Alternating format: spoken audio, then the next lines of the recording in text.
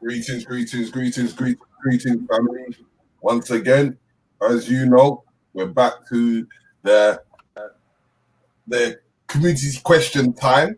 This is Terry Riggs, Mr. Riggs, Black Eyes TV, with my co-host, Wagwan people.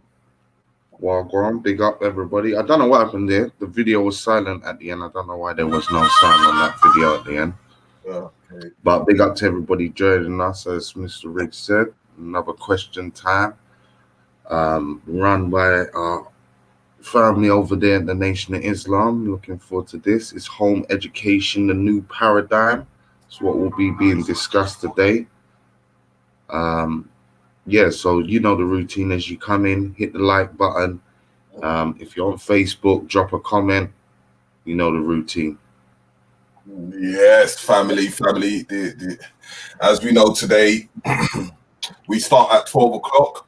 And we just give you a few bits and pieces, some introductions and what's going on today. So as you can see on the profile, all the people that are involved, as in forms of, we've got Lisa Simmons, we've got the Black British Parent, we've got a few people within the educational system, and the hosted by Minister Abdul Hakim Mohammed, and we're going to be discussing about the education side of things and the transformation of the lockdown, creating the form of homeschooling and home education.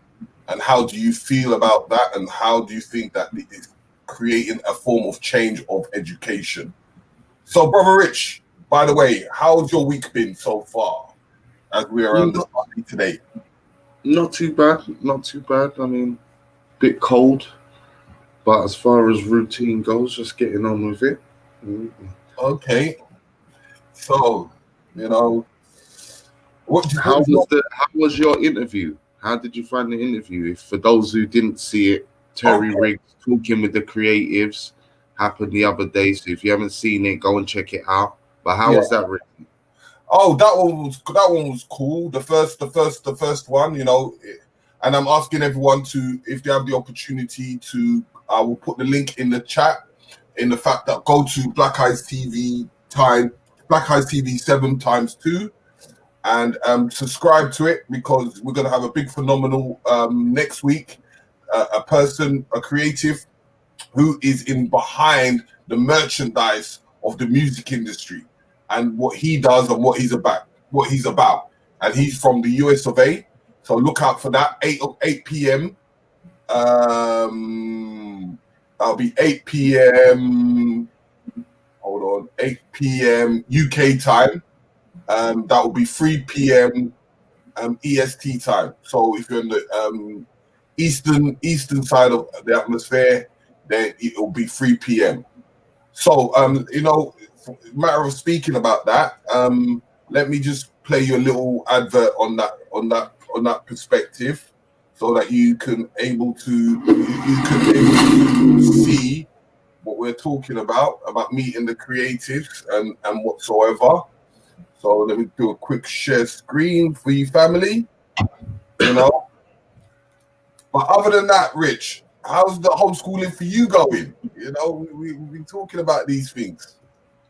Yeah, I mean, luckily for me, I kind of started homeschooling just before all of this pandemic madness. But while this has been going on, it's kind of been harder, only because all the other youths are off. So all my son's friends want to come knock for him, because clearly they're not doing jack right now.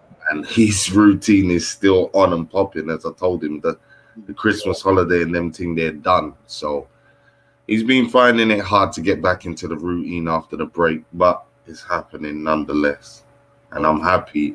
So much less stress for me right now, just knowing that all of the resources for him to do his thing is here and in my control. So yeah, still working out good so far. All right. So for family, I'm going to play the little advert for the creatives, and then we'll discuss about that straight after the advert.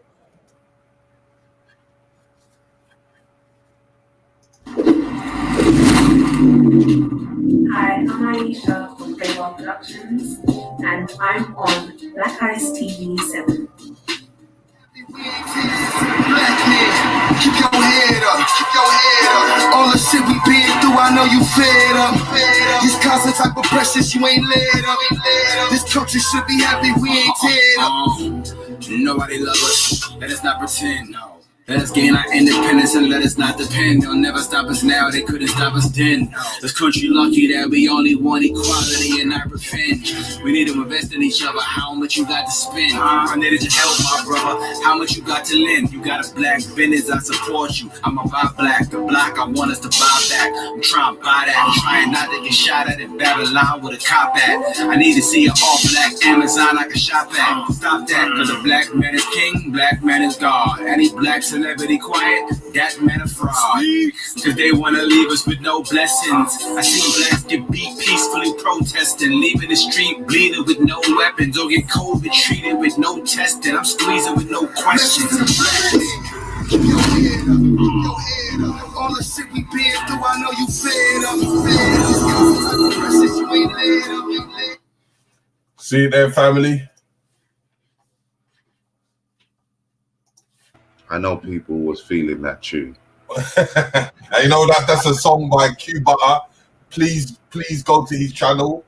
Q Butter as in QUE and Butter as in BUTTER. He's got loads of good songs, and you can even check it on the Black Ice TV2, which you will see the full length of his song.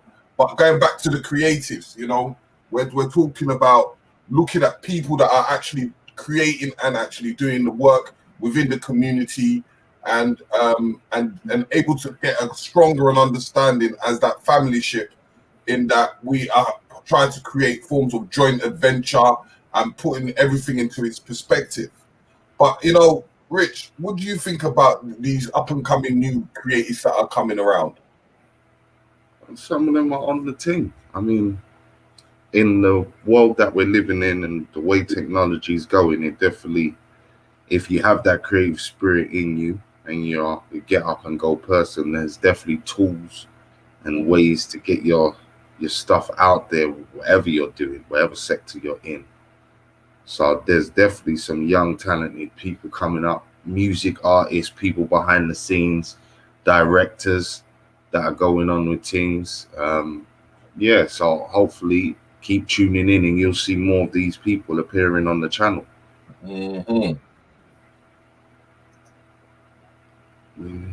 Yeah, so I'm gonna put I will put the link for the other channel in the description box underneath, before we go into the NOI very soon. Going back to the understanding of, hold on.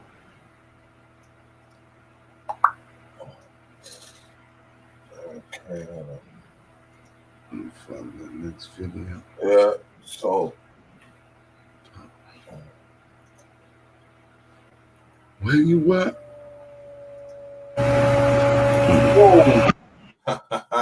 Yes, so family, as you're coming in, please press that like button, you know, as much as possible. Yes, so family, as you're coming in, please press that like button. You know, you've got feedback, Richie, as much as possible. Richie, is that better? Yeah, but you got. I think you got another channel on display, which was echoing, but it's much better now. It has gone. Yeah. Yeah. You can't hear it now, can you? Yeah. You can't hear it now. Oh, that's good. Yeah. So as we're going through things, please go to subscribe to Black Ice TV7 ×2. I'll put that in the link right now so that you could, and make sure you hit that like button, family. Here I go.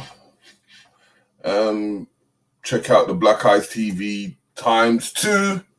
And you know, if you are a creative and you want to come and be interviewed or come to our platform to even promote your services or products, please email us at BLACKICETV at gmail.com. BLACKICETV7 at gmail.com. I will put that in the chat as well so that you can able to see. So do please email us as soon as you feel that you want to come on board and be on the show, as the list starts to increase and a lot of people are looking to promote themselves. We're going to have people from the music and film industry and whatsoever. And then as we're going on the topic of education and parenthood, I'm going to do another share screen, but and go into what we call, there's only one thing that I can talk about in that perspective, is the Manhood Academy. And with that Manhood Academy, I'm going to give it a little insight of the Black History activity books and his terminology of what's it called? Black family first. As you know, we're always representing the family, and he kind of demonstrated to us on the facts of education and teaching our children a lot on education. So we're gonna go into that. Can they see my screen? Yep. Okay, family.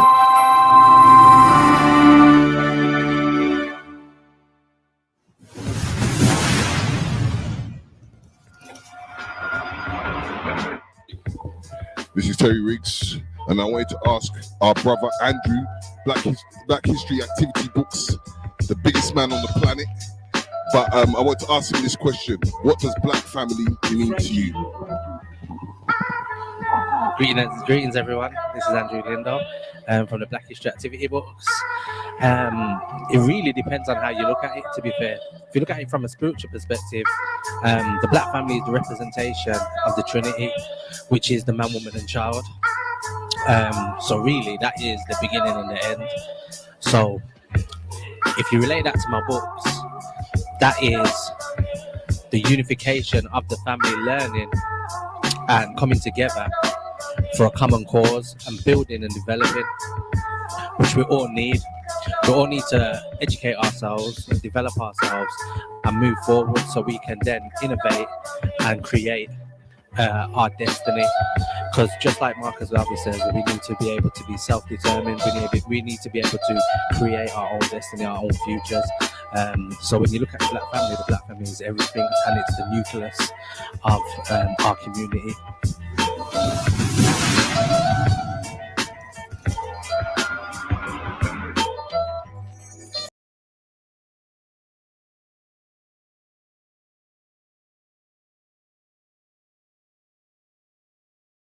Yes. As you saw that was about Black family first. Yes, brother Rich, give us a little breakdown on the Black family first before we go into the cornerstone of everything. If you're talking about nation building, economics, anything that's positive for the Black community, it starts with the Black family, most definitely. So again, it has to be the focus. It's been the focus for our enemies as far as destroying that, and from there multiple problems have sprung up. So the importance of reconstructing and maintaining the Black family should be the first priority in the community, always. I wanted to just quick sideways thing, just got an email from someone and I said I wanted to read it out, from a Bloomingdale. Don't know whether it's a male or female, I'm not too sure, but they say, hello, hope all is well with you guys. Thank you for the information you spread and the service you do to educate and enlighten. I'm a student of learning the Kemetic ways and also especially astrology and into time and calendars. Thank you for your YouTube channel it's so hard to find trusted information. So I just wanted to take the time to thank you and those spreading this type of information so that we can know ourselves. Keep it up.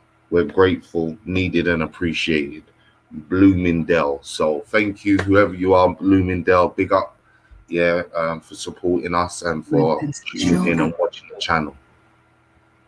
Okay. So now, as we go into another format of another video, as we talk about the Manhood Academy, which I'm going to share screen, and you're able to see like even what the Manhood Academy are doing in the fact of their works.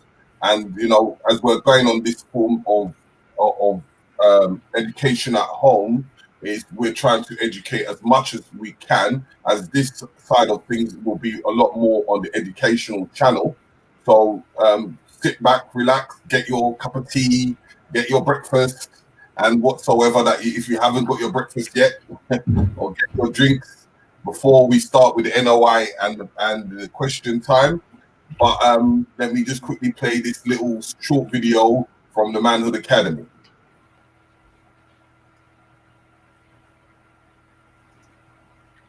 Doing the thing for the young people. That's right. I might find a form in my melanin. Great state I'm in all states I'm in. I might find a form in my melanin. Great state I'm in all states I'm in. I might find a form in my melanin. Great state I'm in all states I'm in. I might find a form in my melanin. Black power. Black power. Black power.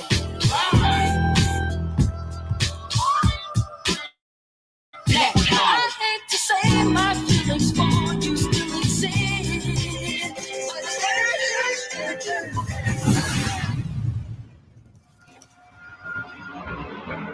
What legacy are you leaving behind? The Black Family First program aims to reconnect the family at the root.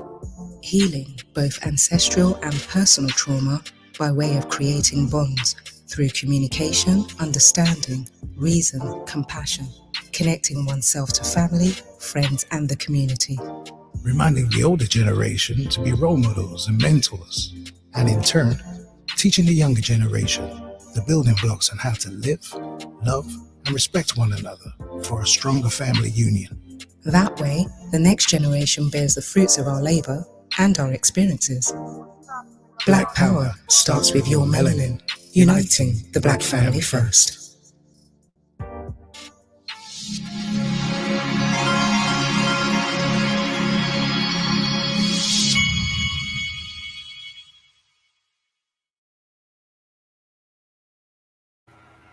So, Riggsy, we know like they deal with rites of passage. Speak to the rites of passage side, bruv, as well.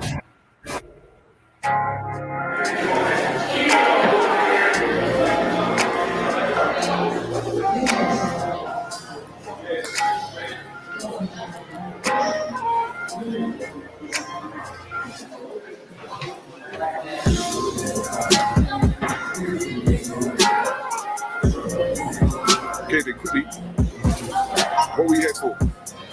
We're here in Birmingham City, Manhood Academy, and it's live. As you can see, it is birthday air cycle, Manhood Academy official. Because there's only one. It's like the real McCoy. You see, you've got the counterfeit and you've got the real thing. So you've got to be careful when it comes to those things. That's why they had the phrase the real McCoy. That's named after, there's an tribute of the inventor Elijah McCoy. Manhood Academy official.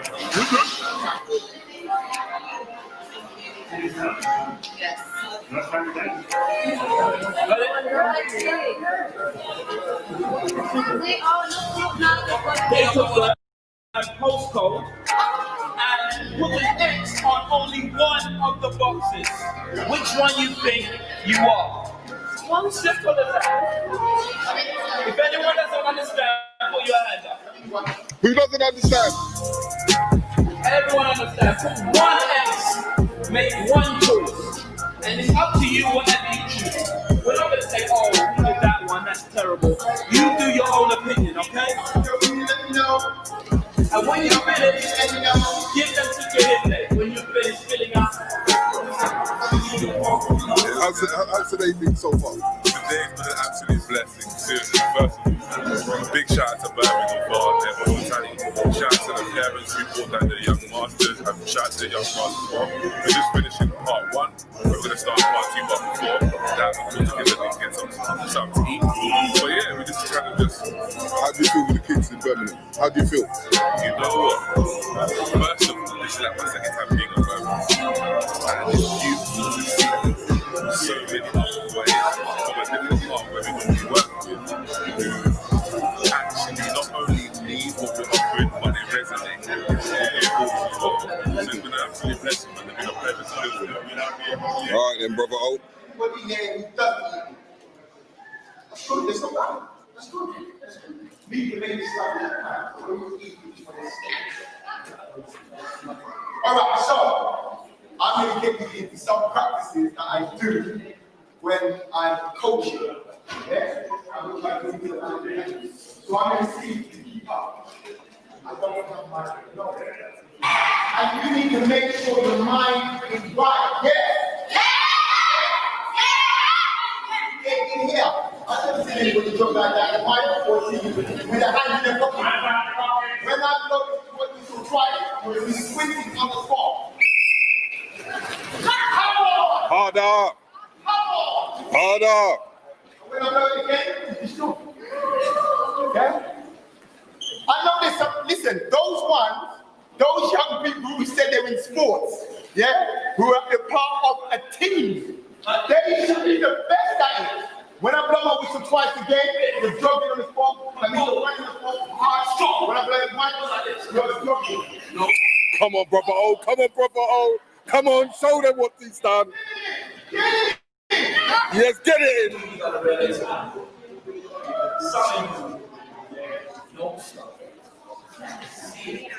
Some of you are hungry. All right, we're the X-Men. So who are the 2 X-Men that are, they're kind of like the leaders. They're kind of like T'Challa and Eric Killmonger. One is positive, and what's his name? This guy can't wait to tell me the answer. Go ahead. Professor X and Magneto are fiction. The great Martin Luther King and the mighty Malcolm X are real life superheroes. Okay? You guys are burst into the big and you would have been it. And you will put your hand down. Let's break it down. Let's go in. Who knows who's the man in the middle of the club? He's what's his name? Stanley. I love Stanley. He created Black Panther and he was Incredible Hulk and Spider-Man, and he's just amazing. And he's also, we call it ancestry. He said this.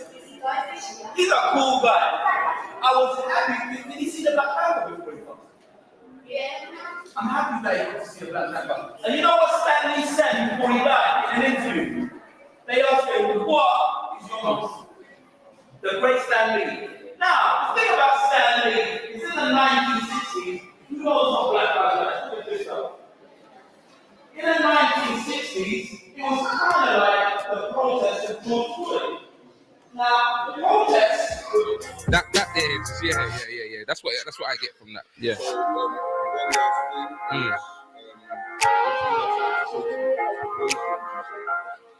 I just keep reminding them like what we did today.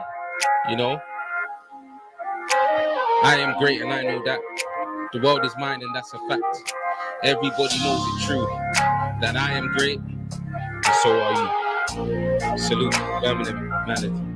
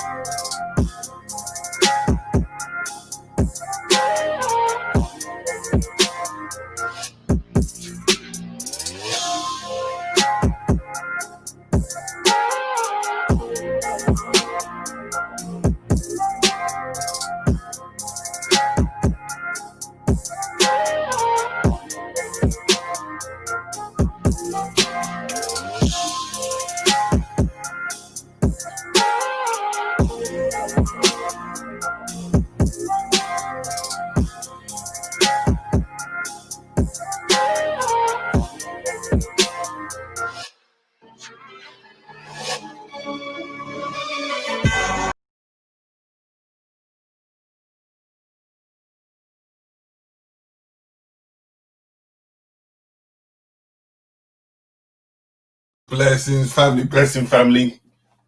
Just had a bit of a technical issue. So we are 2 minutes away from the NOI. So as we were talking about the manhoodacademy.com, check up the latest and what's going on and what's happening.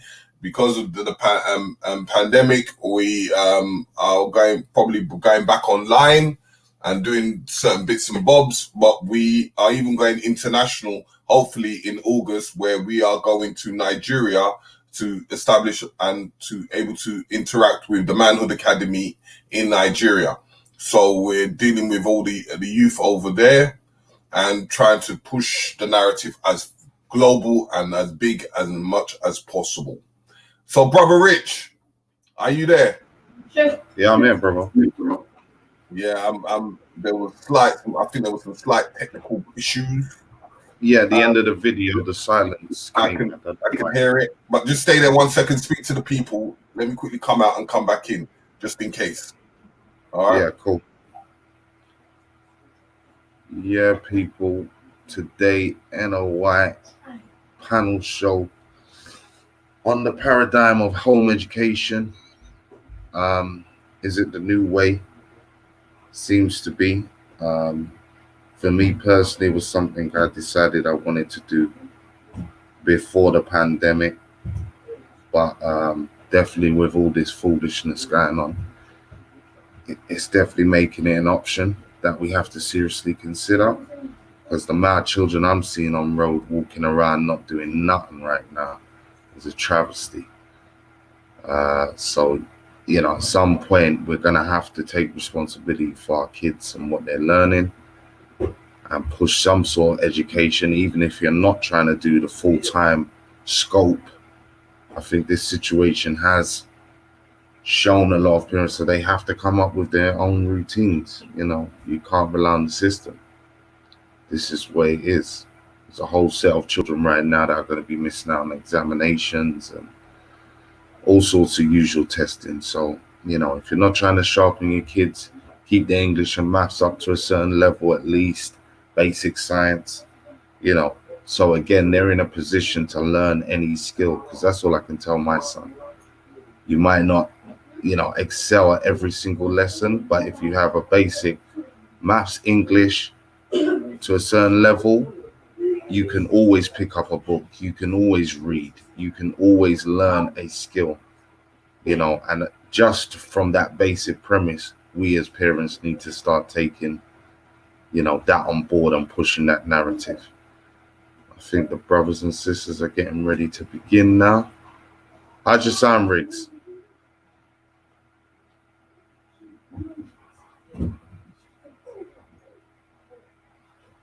Is your sound back on? Yeah, my sound's okay. We're just waiting on the brothers and sisters to come on. As you can see in the box of the people that are going to be involved, you know, you've got the Leah Simmons, you've got I can't even see it. Can you see it? Wait there. You have the Black British parent, Shahid Mohammed, Marie. I can't see Hamilton, UK advanced skills teacher, founder of Black British Parent. I'll make that screen bigger. Let me see what I can. Make that full screen. Hold on, let me see if I can do it full screen. Bam. Can you see it now? Much more clearer.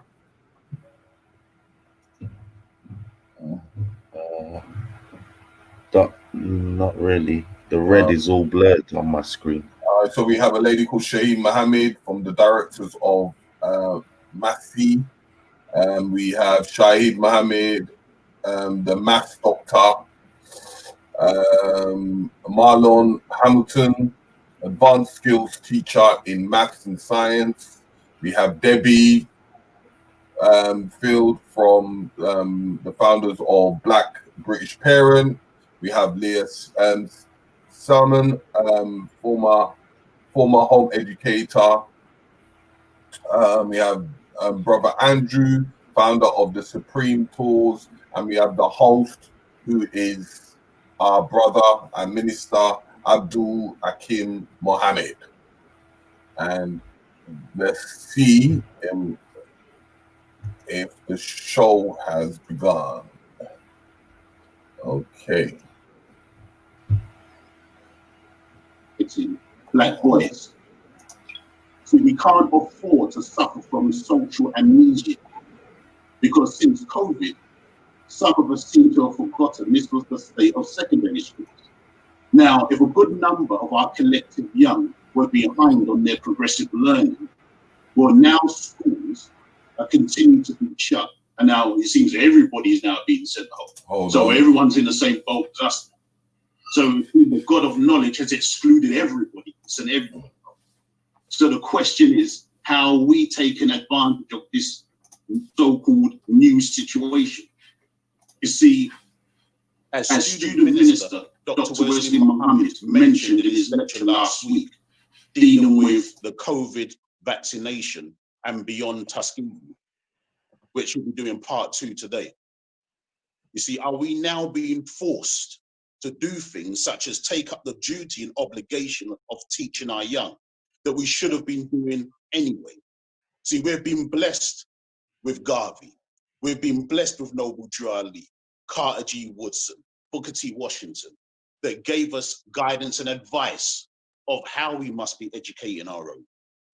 The Most Honorable Elijah Muhammad, a Nation of Islam, established home education and independent learning institutions over the last 90 years. The warnings and guidance has been there. So we have to ask, is this now the time that we must be taking up the obligation and duty of educating our own? So today, brothers, sisters, ladies and gentlemen, we have a panel of experts, teachers, educational consultants, homeschooling advocates, and service providers for you today to deal with this subject and this topic. First up, we have Sister Debbie Field-Pellew, who is a community engagement and parent consultant.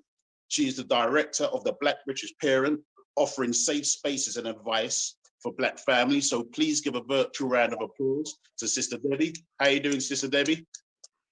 Are you on mute, sister? Thank you. I'm fine, thank you. I'm blessed. Hope you're well too. I'm good. Thank you, sister. Next on the panel, we have Marlon Hamilton, who is an advanced skills teacher in maths and science. He also teaches maths and science to an A level. But the unique aspect of this brother is that he also teaches maths to our young people and how they can apply it in business and trade and stocks and Forex for not just employment, but how they can create a business of their own. He's also the founder of Learning for Future Investment Limited. So please give a virtual round of applause to our brother, Marlon. How you doing, brother Marlon? Yeah, I'm doing great, thank you, and I'm so pleased to be here. And thank you for inviting me. Thank you, sir.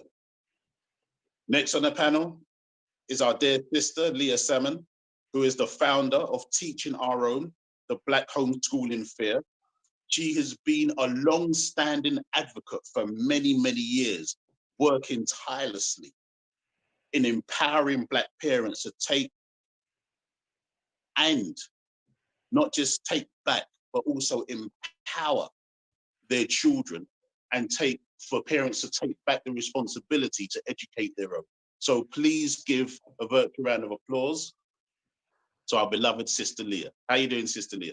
I'm good, thank you. Thank you for inviting me to be on the panel. It's lovely to see you, lovely to see Debbie, to see the minister, to see Jeffrey, see Marlon, see everybody. I'm very much looking forward to this. We need more spaces like this, hosted by organizations like yourself, who are respected in the community, so that we can share this very important information at this time.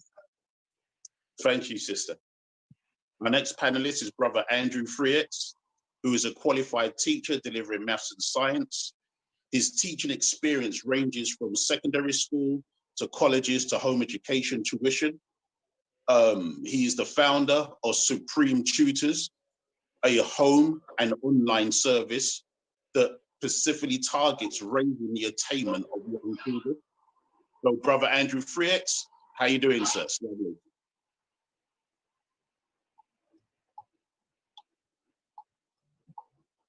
You on mute, brother?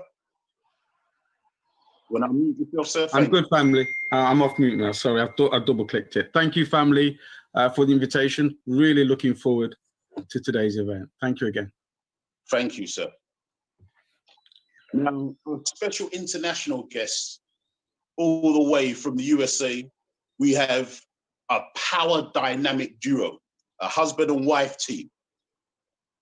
We have Sister Shahida Mohammed, who is the director of Mama's Mathematical Science and Engineering Academy. This deals with establishing and promoting the advanced learning of children. It's a learning program that takes a holistic approach in cultivating the inner potential of the child's development. Assalamu alaikum, Sister Shahida, how you doing? I am well. Walaikum salam. Thank you so very much for this opportunity, beloved. Thank you. Thank you, ma'am. Thank you. And our last panelist, but by no means least, is the husband of Sister Shahida, Brother Shahid Mohammed, internationally known as the Maths Doctor. This brother is an expert in providing the service to successfully raise the level of mathematical literacy and competency with inner city youth. He is a maths instructor and professor. He has taught in high schools, he has taught in colleges, in the inner cities, Malcolm X College. He has taught a range of programs throughout America. This brother delivers innovative teaching and motivational speaking, and he creates appropriate education products to raise the level of understanding of our youth so they may go out there and build a civilization of their own using supreme mathematics. So please welcome Brother Shahid Mohammed. How you doing, brother? All right, praise be to Allah. Thank each and every one of you for being on this panel, and thank our beloved Brother Hakeem for this opportunity and invitation. Good to see you all again. Praise be to Allah. Thank you, sir. Thank you, sir. Now I'd like to hand over to my brother, your brother, the main host for today, who is a teacher in his own right. He is one of the best spiritual teachers you could ever come across here in Europe, raising and resurrecting the consciousness of our people and the oppressed throughout Europe. This brother is student minister Abdul Hakim Mohammed, the European representative of the Honorable Minister Louis Farrakhan and the Nation of Islam. Assalamu alaikum, sir. Alaikum salam, sir. Alaikum Thank salam, you. sir. Thank you very much. And warm welcoming to all of you who are on this line via Zoom or via Facebook Live. As has been discussed, so I won't rehearse what has already been discussed. We've been thrusted into this moment. We didn't ask for it, but we've been thrusted into a moment where schools have been closed here in the United Kingdom at the behest of government. Now, if schools are being closed at the behest of government, and as Brother stated in the opening, many of those schools were failing us in the first instance. And all of you who are panelists, you have advocated home tuition, you have advocated independent education. So the first question I want to ask you, or just conversation, how I want to start the conversation is, are you loving life right now, educationally? Is this a eureka moment for you? So if you're loving life right now, because this is what you've been advocating, and really the Prime Minister of the country and government heads of saying, please go, you know, because as Moses said to Pharaoh, let my people go. Well, we can honestly say we have been let go, let gone, or let gone educationally, yeah? We've been told, take your picnic there, man. Take them out of your I'm going to do what you want to do with them. Yes? For those of you who didn't understand it, I'll translate. Take your children to your homes and educate them to the best of your ability, because we're done with them for the foreseeable future. Now, with that being the case, and the assessing of the competence, say, of us as parents to actually deliver education to our children. What would you advocate in regards to the moment? You've been asking for it, so is it bittersweet or is it just a sweet moment? Are you happy or kind of like? So I'm going to start in the United States because Brother Shahid or Minister Shahid and Sister Shahida have traveled the furthest. They're using the highest level of Wi-Fi. So I'm gonna give I'm gonna show favoritism to my family in Chicago. So go ahead, family, welcome and warm welcoming. And I'm seeing my brother all the way from Jamaica, Ras Osing, welcome and warm welcoming to you, family. Got to big up Jamaica every time. Even though I know, Sister Shahida, you're a Trinidadian. However, you know, we got to deal with the biggest island first, okay? So please, at your leisure, what are you thinking? Is it a bittersweet moment, or is it, you know, just a moment to celebrate? I would say, first, in the name of Allah, Beneficent and Merciful, I would say that sometimes when we don't get up off our rusty and do what God wants us to do, He creates conditions that forces us to do it. So we thank God for the creator of Zoom, because that has allowed us to use modern equipment and innovation now where we don't have any excuse. We should have learned that these schools were never meant for our people in the first place to excel, to succeed. Any wildebeest mother would not send her wildebeest children to a lion school. We are the only ones on the planet that send our children to our enemy schools. So the Ghanaian proverb says, the ruin of a nation begins in the homes of the people. So if the ruin of a nation is in the homes of the people, then the flourishment or the... Can we have some Zoom manners, please? And if you're not speaking, please put your device on mute. We do not want to be a party to family disputes. So please continue, Minister Shaheen. Oh, good. So the opposite then can occur. If the ruin of a nation is in the homes, then the flourishing of a nation can be in the home. So, and then the home is the first school anyway. Right. Before they even get to school, a good parent, a sufficient parent, an adequate parent, an excellent parent would be one that would start the education process in the home in the first place. So we're just now being forced to do what we should have been doing in a long, long time ago. So it is a bittersweet moment, but we also have to look at the future in terms of, at this moment, we're locked down in our homes, but what are we going to do when we are able to go back out, God willing? We need to have that home base set up, but we also need to have institutions set up where we can also have our own schools that we were supposed to set up in the first place. So this is just giving us the kick in our butt that was needed to get us off our rusty and realize that this is something that we needed to do. So I'm gonna turn it over to my queen, who is operating that homeschool and doing an excellent job with it. Well, man, assalamu alaikum, first of all, and to the minister and to everyone on the panel and the audience. This is definitely bittersweet because it's what every educator that truly wants to educate children really wants, because the parents have to be involved now.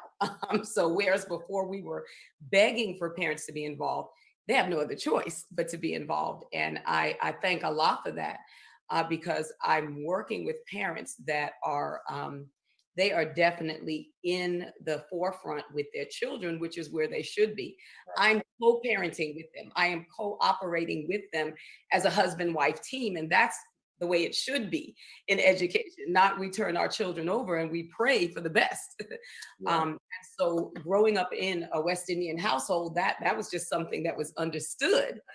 And then coming into the nation, that was just an extension of the way I grew up. My parents were involved in our education. So to see this happening now on a forefront where parents, they're really seeing what has been going on in the educational system. They're seeing how the system has really failed and are continuing to fail our children. So I see this as an awesome opportunity for us, like Brother Shahid said, like my husband said, for us to get up off our behinds and really take hold of what we have now and move forward quickly. So I'm thrilled, I'm excited with this opportunity. It is a blessing that we are able to do what we can do now. Before I go on to the next panelist, a question just came to mind as you were speaking, because you mentioned that family members, parents are being somewhat forced and thrusted into paying attention to their children's education and development.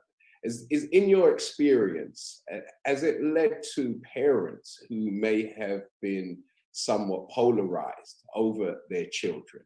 Has it forced them now to actually resolve their differences, to actually come together, to have to, you know, both put their petty differences or even not so petty differences aside, to actually both now engage in, you know, facilitating a course of education for their children independent of the schooling system? Oh, absolutely, absolutely. Because like I said, when you're turning your children over and they're in school for 8 hours during the day, and you don't have to be involved, well, you should be, but you don't really have to be involved, out of sight, out of mind. So little Johnny comes home with all these wonderful stories about what's going on. And the parent, of course, you want to be an advocate for your child, but if you're not lock and step with the educator, you really don't know that the child is playing you, or the educator may be playing you.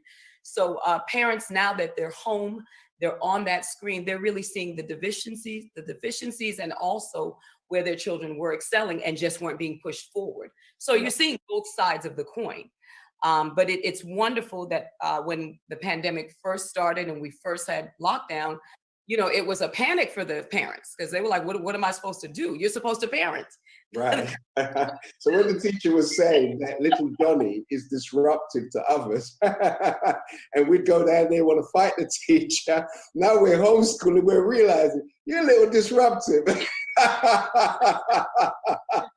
Yeah, that's why they want little Johnny to go back to school now. They're like, damn, I didn't realize I had a monster in my own house.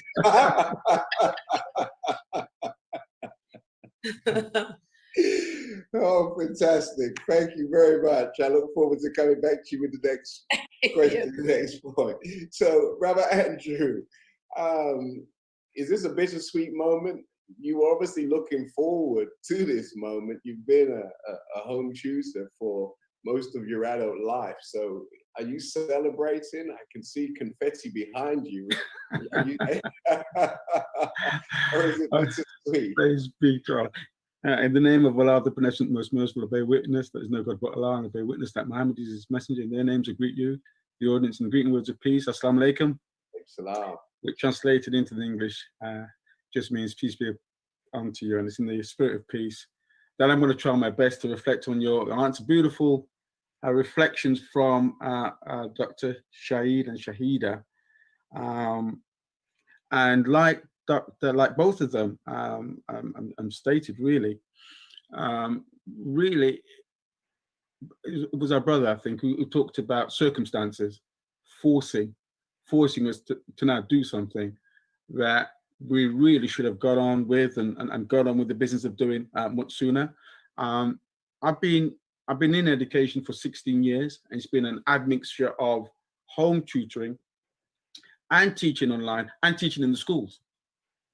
So in any one space of time, I can see the immediate contrast, if you like, what the dynamics are going on in those 3 areas, if you like. And what I've noticed, to answer your question specifically, in the last few weeks, as the issues around the pandemic have grown, have exacerbated, there's a lot more uncertainty that has crept in amongst the parents that are taking the children to the school. There's a lot more interest in online tutoring, and there's a lot of scurrying around in activities you might expect. And no, I don't feel a bittersweet, and none of us could second guess how the universal creator was going to force this. But I am, as a part of me, that's very happy. I'll be honest, happy now that we're going to now get on with the business of doing something much more than the lethargy, if I may put it like the collective lethargy. I'm not putting it on any one group or people. There's been somewhat of a collective lethargy because we've got expertise. We've got expertise all up and down in our community. I mean, so much expertise, but do we have courage? Do we have conviction? And expertise without courage and conviction, you know, really only benefits, you know, the other person.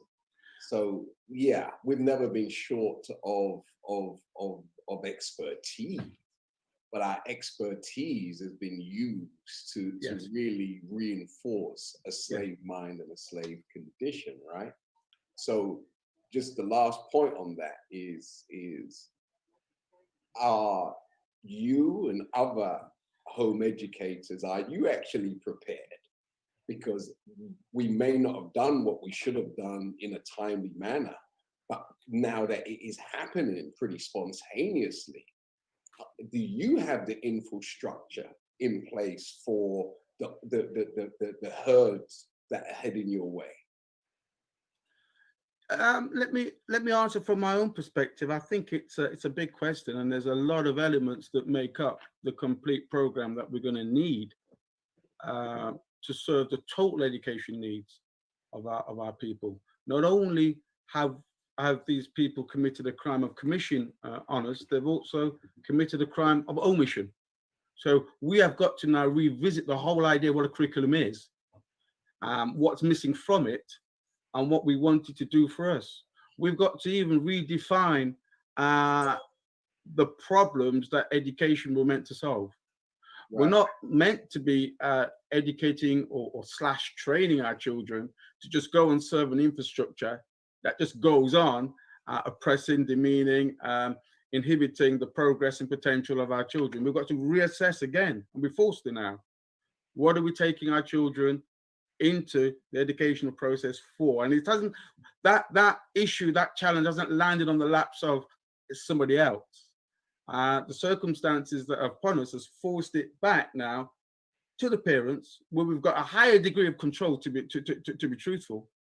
And we can't argue now that, oh, we've got no resources. There's a plethora of resources. We can't argue now, oh, well, we don't know how to integrate. We've got technology. So a lot of the things that were hindering us, and you mentioned courage. It is going to take courage, brother Abdul Hakim Mohammed, for us now to carve out a niche that you may be able to solve as an educator. I may have a specific niche. My niche is maths and science. I can, you know, I'm serving children primarily up from Key Stage 2 right up to 17 to 19. I'm doing engineering maths. I'm doing certain parts of maths and science. Certain other subjects I leave to my team members and to others.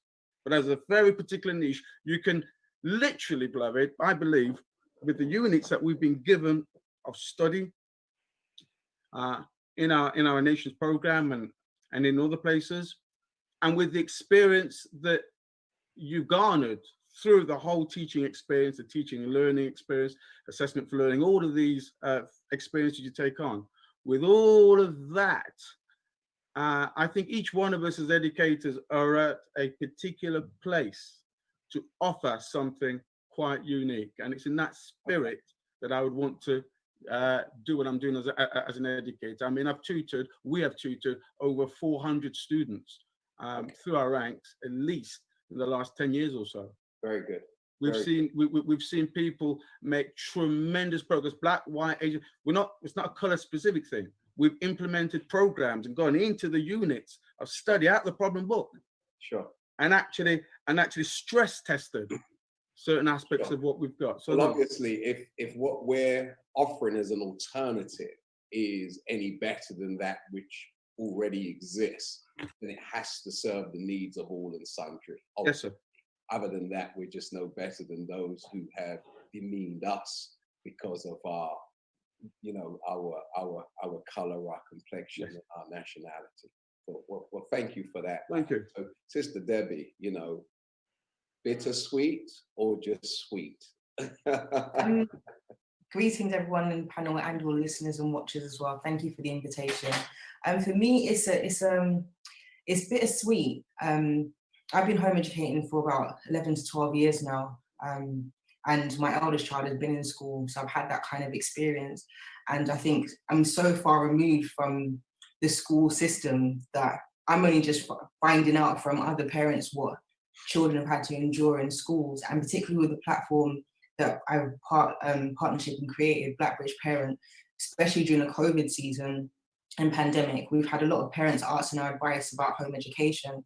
And it's been a bit challenging sometimes to give people advice, because the way that I home educate my children is very different to what's expected for those who are homeschooling based on the school system currently. And there's a lot of restrictions around the way that it is, because, for example, with the online learning, they're not as consistent as they should be. I've had many parents complain about the school systems, like the computer systems and cameras and microphones failing, etc. So families are still, they're home educating, but they're not elective home educators. So it's a very different situation to try and navigate around. And also I think with the current pandemic and the way things are happening, there's a high rise in domestic violence and mental health issues, etc. So my concern is often not to be judgmental in any way, but it's just concern for love of my people, that there's many of us who are, you know, functioning dysfunctional and have mental health issues, and it's having an impact potentially on our relationships with our children prior to the pandemic, and worse yet, during a time when we're looking after our children full time without not much support and assistance. But yeah, because the environments are not conducive really to home tutoring.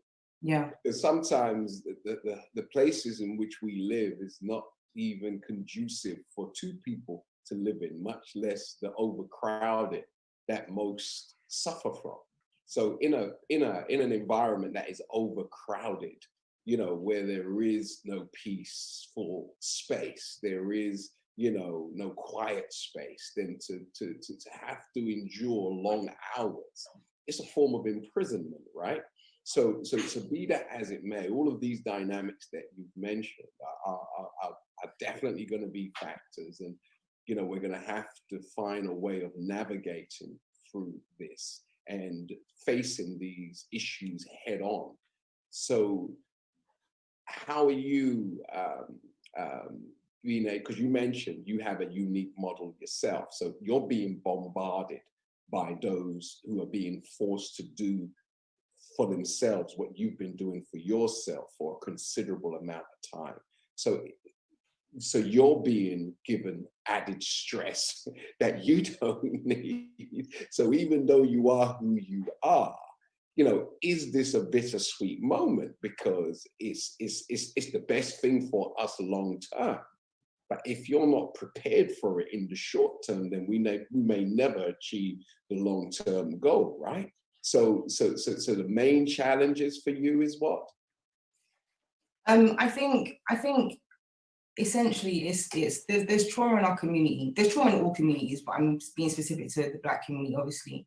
And I think it's just a case of, for myself, studying self, learning about self, meditation, prayer, whatever it takes to find that peace within self, to be able to begin to cope with and adjust to the changes that are happening and the pressures that happen with it. I think so that's why we are very much advocates for wellness and mindfulness, and you know, working on self and self-empowerment. I think those are the keys that all families should really focus on, and it's something else obviously that should be a part of whatever curriculum they create for their children. As you said, we're living in very, some of us are living in crowded spaces. For myself, I've been quite blessed and fortunate that I'm not having to endure that. But there were times when we did have to, and we still had to work through that in some way or form. And I mean, it's taking advantage of going outdoors. I know it's really cold, but if they were in school, they would have to play out on the playground with their coats and their warm winter wear. So I think it's essentially just taking advantage of what's around us. I think it's also been very difficult for general home educators that have been doing it for years before as well, because it's a very different circumstance that we're home educating under, for example, where we might attend groups. Some of us are still able to attend groups more recently, but some of us that are in more remote areas, it might be more challenging and difficult to do some of these things, particularly if we're living in predominantly non-Black kind of areas. It can be very difficult and challenging in some ways. So, which is literally everywhere in the UK, right? Oh, yeah, I'm noticing. You know, so I don't know if any Black community left in the United Kingdom. However, you know, if you come across anything, please send out a memo. You know? we do have on our platform, we have monthly home education Zoom meets. So we have another one coming up in February. So that's been very helpful for a lot of people. So if they check out our website. And that's within school hours? It's at 6:30 on a Wednesday. Okay. What's that, PM? PM, yes. Okay, good. So thank you for that. So Sister Leah, welcome and warm welcome into you. And you've been in this space for a considerable amount of time also. And based upon this being thrusted on the community as a whole, really not the community, the country as a whole, and it's something that you have been advocating, is it something that you're celebrating or cautiously celebrating? Because you know of the bombardment of ill preparedness that's in our community. Well, there's two things. One, I think Black people, we're not a monolith. I think all of the panelists, we probably all think the same about the education system, but believe it or not, there are Black people that implicitly trust the education system in this country. Right. They're devastated, and probably in America as well, family in America. So they're devastated that their children are not being able to be submerged in the white man's education to the extent that they were able to before the lockdown. So for the people, and there's no judgment in that, but for the parents who trust the education system, this is devastating to them. Them having to educate their own children at home they feel like their children are missing out, their children are going to fall behind, their children's futures are going to be ruined because they don't have that constant access to the teachers and all the resources. So for those parents, I can see the stress in those parents' faces because this was not a choice. And the other thing is the choice, because like Debbie was saying, I think a lot of us take it for granted that internet access is available. The good brother Andrew there was talking about the fact that we've got resources like the internet, etc. There are some families that don't even have data on their phone for their children to be able to access YouTube videos. Do they have the latest pair of trainers? They have the latest pair of trainers. Of course they do. And they're going to food banks. They've got the latest pair of trainers and they don't have broadband. And they've got Sky as well. Don't forget that bit. and that's what I find the problem. It's not that we can't have what we need. Yeah. It's somebody needs to teach us what is priority and what really is, you know, a blessing, or not even a blessing, some kind of reward. But we're putting rewards before, you know, necessities, if you will. So please continue. I just wanted to insert that. Yeah. Please continue. So I'm happy for parents, because my whole thing is advocating for the parent. That's my goal, is to support parents in whatever decision they want to make, whether they want to home educate full-time or they want to keep their children in school. My focus, which is why I call my organization Teaching Our Own, is because I just want parents to feel comfortable, to feel empowered, to take their children's education back into their own hands, whether their child is at school or whether they home educate. Because we know that once the parent is empowered, their job at parenting their child, whether they're in school or at home, is going to be better. Because you can send your child, we know a lot of people in the community whose children are at school, but when they come home, because maybe they're full-time nurses, they're paramedics, they're doctors, they do a job that doesn't allow them to be home full-time with their children. But as soon as that child comes home, they're opening up Malcolm X books, they've got their children listening to Black history studies, they're taking their children on the weekends to the British Museum, showing them all the statues. This got stolen from Africa, this got stolen from Cuba, this is, you know, there's loads of the original samurai warriors were Black. Like, they take their children's education into their own hands. That's always been my goal. That's always been what I've empowered parents to do. So what I do think has happened is, because even the parents who trust the education system and they don't want their children to miss out on that, the fact that they've come home, again, like the other parents were saying, they're beginning to see maybe this education system that I've put so much trust in isn't what it's cracked up to be, because I can see my child is being ignored through this whole Zoom call. Like the parents said, the family said, I can see my child is exceptional at mathematics, but all the teacher's telling me about is how they don't listen in English. So therefore, if you'll allow me, so therefore, this shock, you know, of being forced out of that system and being shocked into reality, then we've got to welcome the shock also, right? Because sometimes you need to be put in a valley where you're forced to make a decision that's in your best interest. Someone's not going to spoon feed you and lead you into the best decisions throughout life. It just doesn't work like that. So because we're being forced, you know, and thrusted in, choose life over the death of your child's mind and your child's aspirations and your child's future. You take responsibility for what you carried for 9 months and the child you co-created with them. You take responsibility. So at the end of the day, we can blame the system all we like, but it's coming back to the first question. I have not taken responsibility. I did not have a plan for my children before I made them or before I was engaged in co-creation. So we have the opportunity as men to be fathers now as opposed to sperm donors. And our women have an opportunity now to be mothers as opposed to just surrogates. Do you understand? Because many of us just many women carry children, just hand them over to be shaped and molded. And many men just donate the life germ and then just gone on about their business. So this whole situation is forcing us to actually accept these titles of father and mother. You know, so I'm going to come back to you, Sister Leah. Thank you for your opening. And Marlon, you've decided, okay, you know, I want these young children now not just to be home educated, but I want to teach them how to trade. I want to teach them actually how to make some money and how to build a business for themselves, because we just don't want to educate our children or quote unquote home educate and have them still at the end of the process being beggars to another man for a job.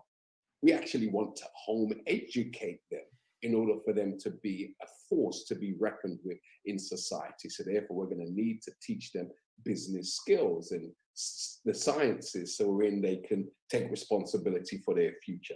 So how is this period of time been for you? Is it bittersweet or is it just sweet? Because, you know, you're being given an opportunity to share the wisdom that and the knowledge that you have acquired, you know, with such a vast array of people. Please. Okay, can you all hear me?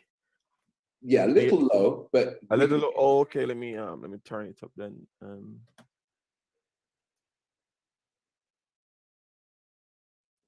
We can hear you. Just you can hear me. Okay. Then. Thank you very much. Good evening. Good morning, everyone. Well, good afternoon, everyone.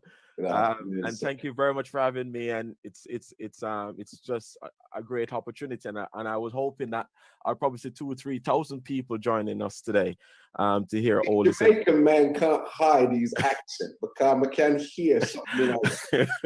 Yeah. I was born in Jamaica from Kingston. Okay, and to be honest, you know, it's a bittersweet moment for me in terms of, well, I've had to purchase over 3 laptops. We had to be working, my family, we've had to be, my wife in one room, the children, one of my daughters in one, and so on. But also, I teach in a school, so I've got 5 lessons every single day, sort of thing. So, right. And plus, I'm doing the online tuition for my tuition business, because I'm teaching people how to trade.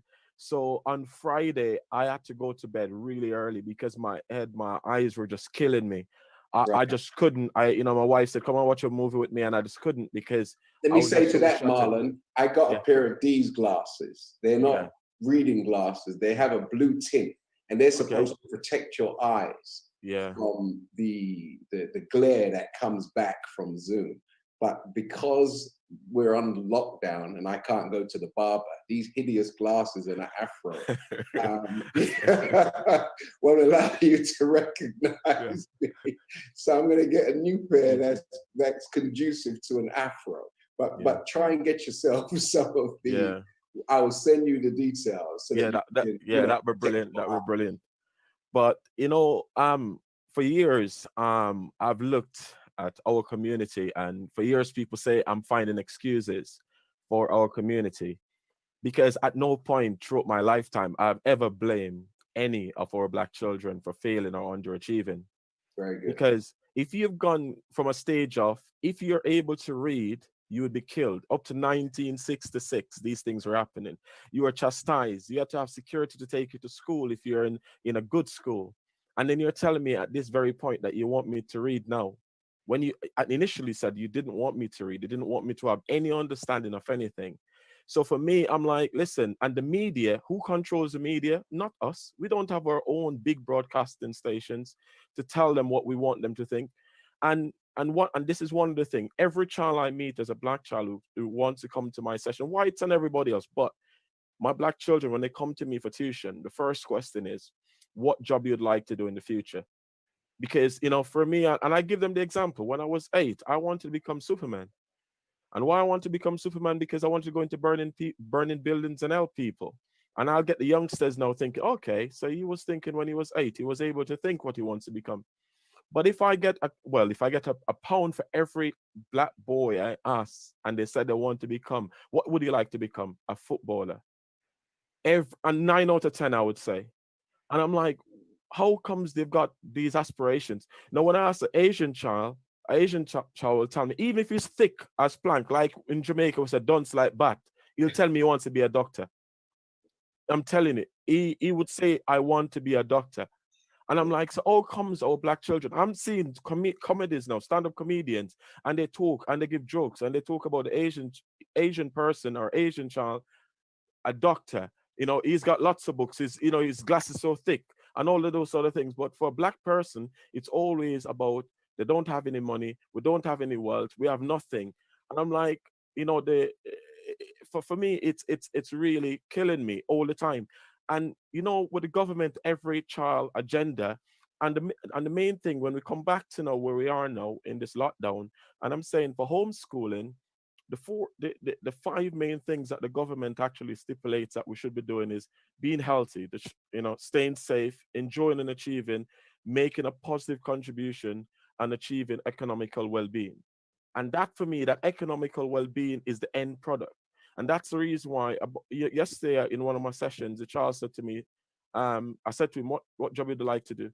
I want to be a footballer. And I'm like, okay, that's good. But guess what? We've got so many other people out there who want to become footballers. But look at it. John Terry, Steven Gerrard, all of these guys just leave football and look, they're in management. Look at Frank Lampard, Chelsea, a big, big club. Can you imagine a Black person retiring from football and managing Chelsea? We've only got one. I think equally as important, Marlon. If somebody has the aspiration to become a footballer, it's fine. No, I don't understand. I'm thinking of the career of a footballer. Ends at 34. You're Cristiano Ronaldo. He's the real Superman. So outside of Cristiano Ronaldo, if you earn in excess of $500 million, you're going to need more than footballing skills. You're going to need to know something about accounting. You're going to need to know something about business, about finance. And many of the successful football players, aside of their life, is Frank Lampard used to buy a home every week when he was playing for Chelsea. Yeah, and he wrote books as well. He's a state. So therefore, there is, even if somebody has that aspiration, we can jump out of the kicking of the ball and go to the scientific side, the business finance side, because Graham Souness owns over 200 houses, right? So, and to manage 200 houses, you know, it takes a knowledge of business finance. So, so I say all of that to say to you in regards to home tuition and what you're finding. Is home tuition predicated more so just on the child, or is it or is it only made possible by the competence of the parents? No, well, the biggest challenge for me here, and I was coming to that where I was saying, look, I had those parents there with me while I was talking to their children, and I was saying to them, look, mom and dad, you know, with home tuition at this very point where we are, it's very challenging for the children. It's very challenging for the parents. And then I also said to the parent, look, you don't have to have the subject knowledge of the child. My dad wasn't able to read well, but my dad, and I didn't know this until I was an adult, my dad was sitting down with me and actually reading this, you know, getting me to read this stuff, getting me to explain this stuff. So I was actually explaining to the parents, like talking to them how we can actually change their mindset about this football, talking to them how we can change their mindset about everything else. But you know, one of the biggest challenge for us, and remember, I know it's home tuition and all of that, and I know home tuition is brilliant, but of course, if we're going to learn about the beast, then we've got to be a part of the beast, and we've got to learn from their system. But you know what? I think it was Salman who said basically that once they've left from school and they come home to us, we then need to teach them about the Black history. They're taking them to the museum, teaching them all of these things about their own self-identity. And that's one of the biggest things for me. Okay, so thank you, Marlon. Thank you so much. I'm going to go back to Chicago. So this means that because we've been thrusted into this new reality, a new paradigm for education, if you will. So if we have to create a new educational paradigm, I want to get back to the point of the importance of homeschooling versus those of us who are parents who have children within this bracket of needing to be educated, whether it is primary, nursery, primary, all the way to university. Children need support from parents, you know. So is it something, do we have, as parents, home tutors, I'm going to start in Chicago, do we have to become more humble and humble ourselves and recognize what we don't know and be willing to go back and be taught ourselves so that we can help our children? Is this a case of being willing to eat humble pie? Like Marlon said, his father wasn't the best reader. However, it doesn't mean we need to maintain, and most of us whose parents are, or us who are similar age as myself, around that 38 mark, most of us, everybody all right. Some of you said wishful thinking, right? Do we now need to humble ourselves and say, okay, my reading is not the best, my mathematical understanding is not the best, my understanding of science is not the best, but what I'm going to do, I'm going to go back and be retaught myself. I'm going to take courses myself so that I can help my children. Are we at that stage, Minister Shahid and Sister Shahida? Definitely, Brother Minister. You had mentioned about the need for us to wake up and get shocked into reality. And this has caused us to have to do that now. The Honorable Elijah Muhammad teaches us that either do for self or suffer the consequences. So now, because parents have been allowed to be in this comfort zone of just driving by, dumping their children into a school and driving off, and then when they come home, giving them a cell phone and a TV and a video game and taking them out somewhere else away from them, now they see the consequences of that, because now they're at home. The child is saying, I don't understand what a fraction is. And mama's saying, I don't either. So now they're forced to have to go, as you said, they have to get equipped if they want to be successful with their children. Or they can continue to make weak excuses, Negro excuses, and the problem continues to flourish. But if they want to solve the problem, yes, we're going to have that courage. We're going to have to get off our rusty. We're going to have to use those resources that's available to educate self so that we can educate our children properly. And isn't that a part of the mental health problem? Because isn't the mental health challenges coming because we're throwing our hands up in the air like we just don't care, because we've got so many problems coming and we're so unfit, if you will, or ill-prepared to deal with them, then we have a breakdown. Yeah. But in order for us to build up rather than break down, we have to accept the challenges of not knowing. And if we accept the challenges and educate ourselves so that we are in a better position to reduce the stress levels and the pressure through educating ourselves, is this a way we can minimize the mental health challenges, you know, by accepting reality for what it is, and then in a quicker period of time qualifying ourselves to meet and overcome these challenges. Sister Shahida? I was just thinking, Brother Minister, this is why Mosque Mariam is called the Re-Education Center, right? Because this is exactly what the Nation of Islam is doing.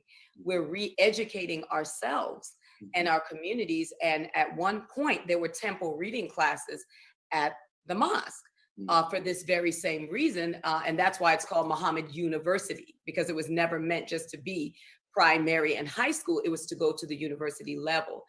And so this is what the Honorable Minister Louis Farrakhan is teaching us. We are supposed to be re-educating and rededicating ourselves. That's what the study guide is all about.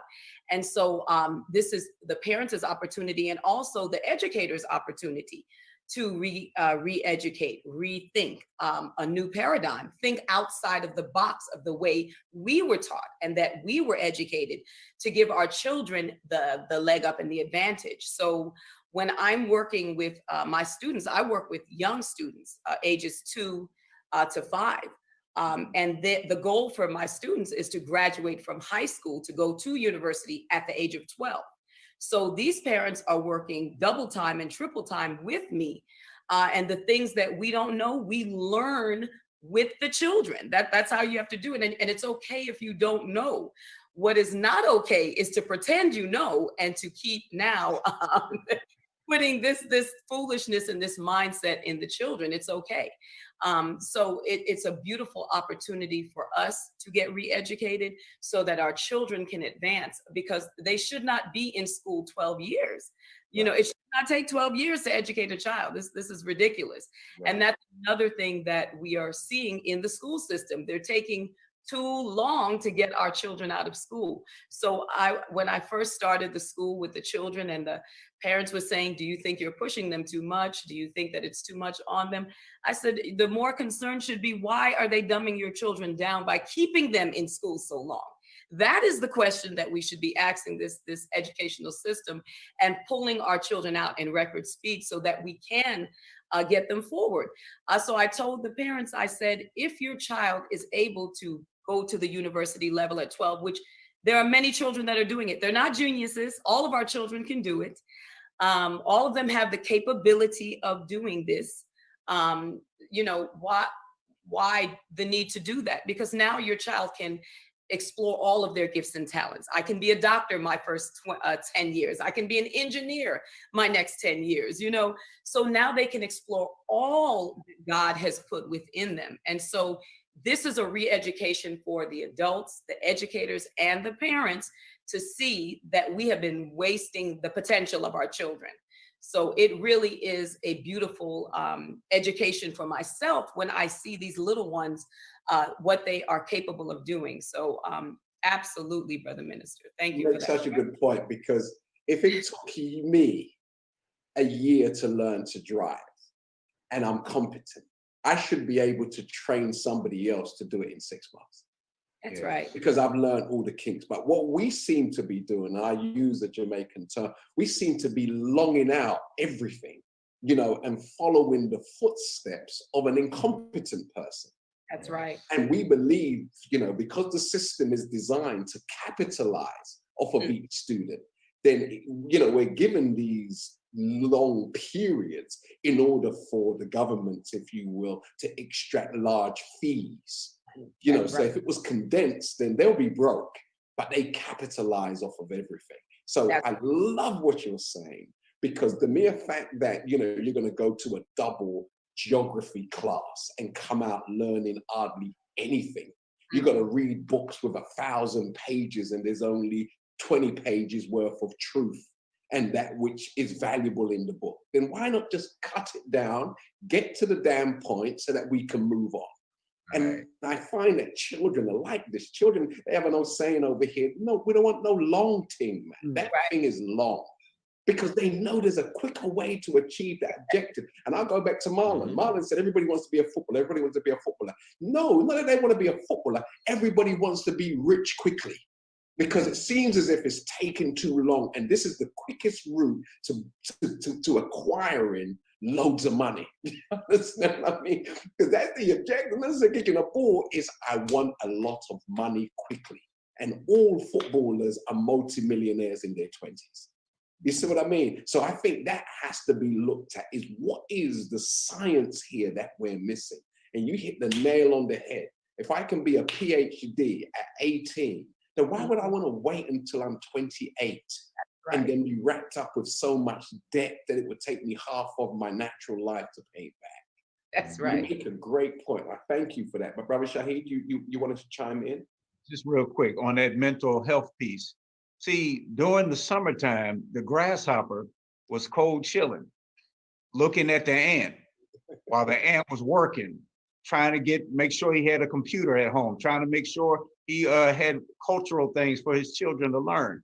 But the grasshopper was like, man, the hell with that. I got the white man taking care of my children. All I got to do is drop them off. So then when wintertime comes, the grasshopper is full of stress, because he's got all this drama now going on because he has not what? He has not prepared. So what we're seeing is the consequences mathematically of inputting no preparation. And now you have all these problems stemming from the fact that the schools have been closed. You got to teach your children now, and we're totally unprepared. So when you mentioned the stress is all these factors now because we didn't do what we were supposed to do. And the Honorable Elijah Muhammad and Minister Farrakhan have been teaching for over 80 years, do for self, get your own school, prepare your home as a parent. But we just said, no, I don't want to hear that stuff. I don't want to hear that. I don't want to hear it. We was a grasshopper. And now we in the wintertime and we're getting our butts kicked. So we have to wake up now and deal with the stress because we have not been prepared. Fantastic. Brother Russ Hosting, I'm going to come to you. Give me the next 15 minutes for us to just go over some questions with the panel, and then I'm going to bring in the audience in the next 15 minutes. So if you bear with me, I'll bring you in as the first question, okay? So I'm going to shoot to Debbie real quick. So I wanted you to respond, Sister Debbie, in regards to environment, because again, I'm concerned that we're making too much excuses, where, you know, many of us as parents are ill prepared. The home ain't big enough. We ain't got all of the space. But I go to the park every day, pretty much, okay? And I see little Tarquin with Elizabeth, you know, with Gavin and, you know, and whatnot. And if they live in a little flat, they are comfortable enough to get the raincoats, get the wellies, and still go out in the park when it's raining, or when it's snowing, or when there's a hurricane. And we'll teach something to the children about, okay, it's the hurricane out there, we're gonna get some hurricane training. Okay, if it's snowing out there, we're gonna make some snowboards and we're gonna enjoy this, and we're gonna teach, a lesson's gonna be taught. When we're in the house, boy, outside coolly, and we're trying to stay warm, rather than going out and rolling around in the snow and giving these children a snowboarding lesson. Do you understand what I mean? So is it that we're putting stress on ourselves by complaining about everything and not seeing these challenges as opportunities from your experience, Sister Debbie? I think yes and no to some extent. I don't like the cold, so but you stay here, right? I'm not really a fan of the cold. But yeah, to a certain extent, obviously there are there are parks outside. There are things you can do otherwise. But I kind of wanted to bring it back to the humbling ourselves kind of thing. Our slogan with what we do is bettering ourselves for our children. So it's all about the mindset. I mean, your environment is created by the way that you think. So I think it's important to educate ourselves. I mean, one of the things is with my children, they know I don't know everything. They might beg to differ because they constantly ask me questions about every possible thing you can imagine. But what I don't know, I sit with them and we learn it together. And I think there's something special that happens with your children when they're learning with you as an adult, as their parent. They gain so much more from it. And they find that the world is their oyster. I mean, my children see me study things for myself to better myself. I recently become a certified doula. They watch me go through that process and they learn a lot from that. So I think the environment we create, we are the creators of our environment for our children, for ourselves. And I think it's definitely important that we take some time out and focus on that. But of course, if we've been, how can I say, conditioned to think that we're incapable, conditioned to not trust ourselves, then that's gonna be, you know, something that we're gonna have challenge. Thank you for that. So Leah, Sister Leah, again, you could have a small studio flat and have 3 children, right? But have a loss of love and have a loss of affinity in that small environment, and you can make it work, right?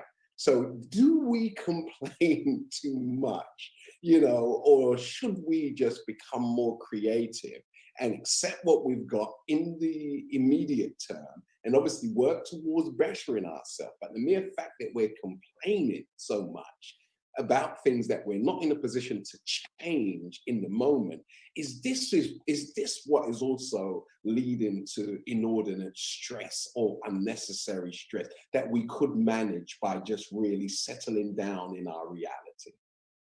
Yeah, no, 100%. So I think one of the considerations is that it's not always that we don't have the resources, it's that we're not being resourceful enough with what it is that we've got.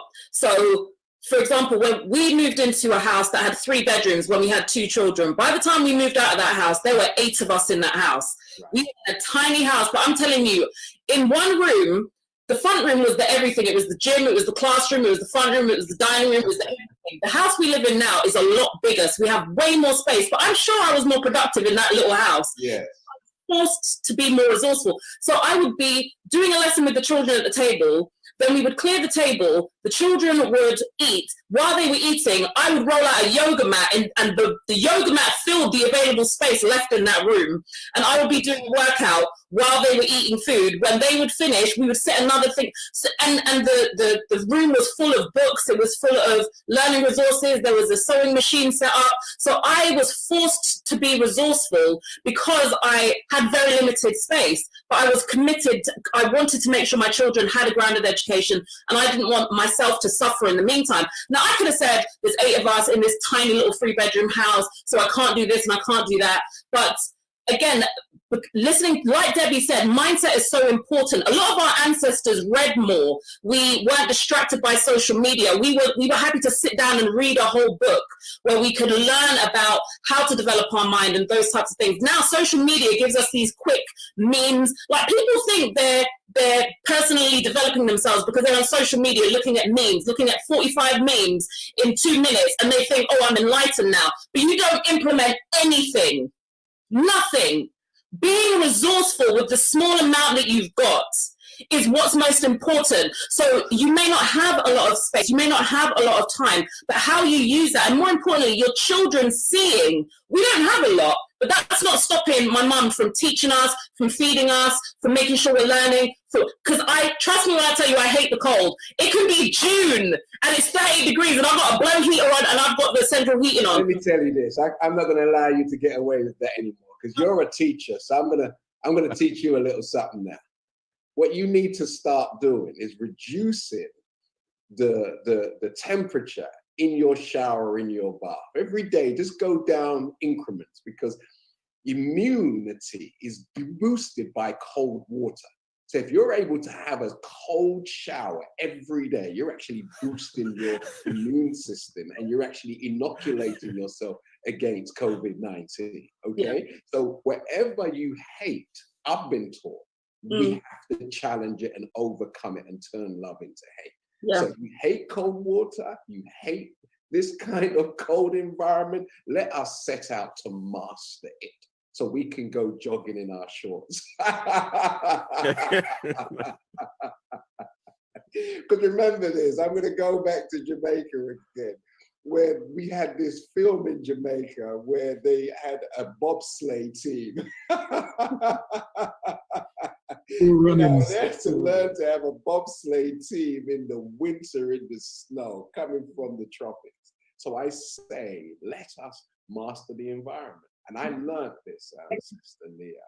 I used to have cold showers. I listened to a podcast on the beauty of cold water and the benefit of it, how it heals the body. And most athletes, they go into ice baths in order to heal themselves. Now, in going through it, again, it was like, you shiver.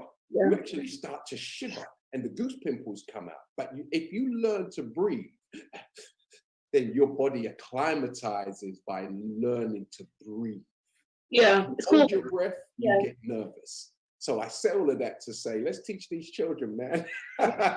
Put them in a cold bath and get them, acclimated to their environment. So thank you for that. I'm going to jump over to Brother Andrew real quick in regards to the importance of mastering your environment, a swift and changeable, ever-changeable environment, because sometimes we're so used to and accustomed to creature comforts.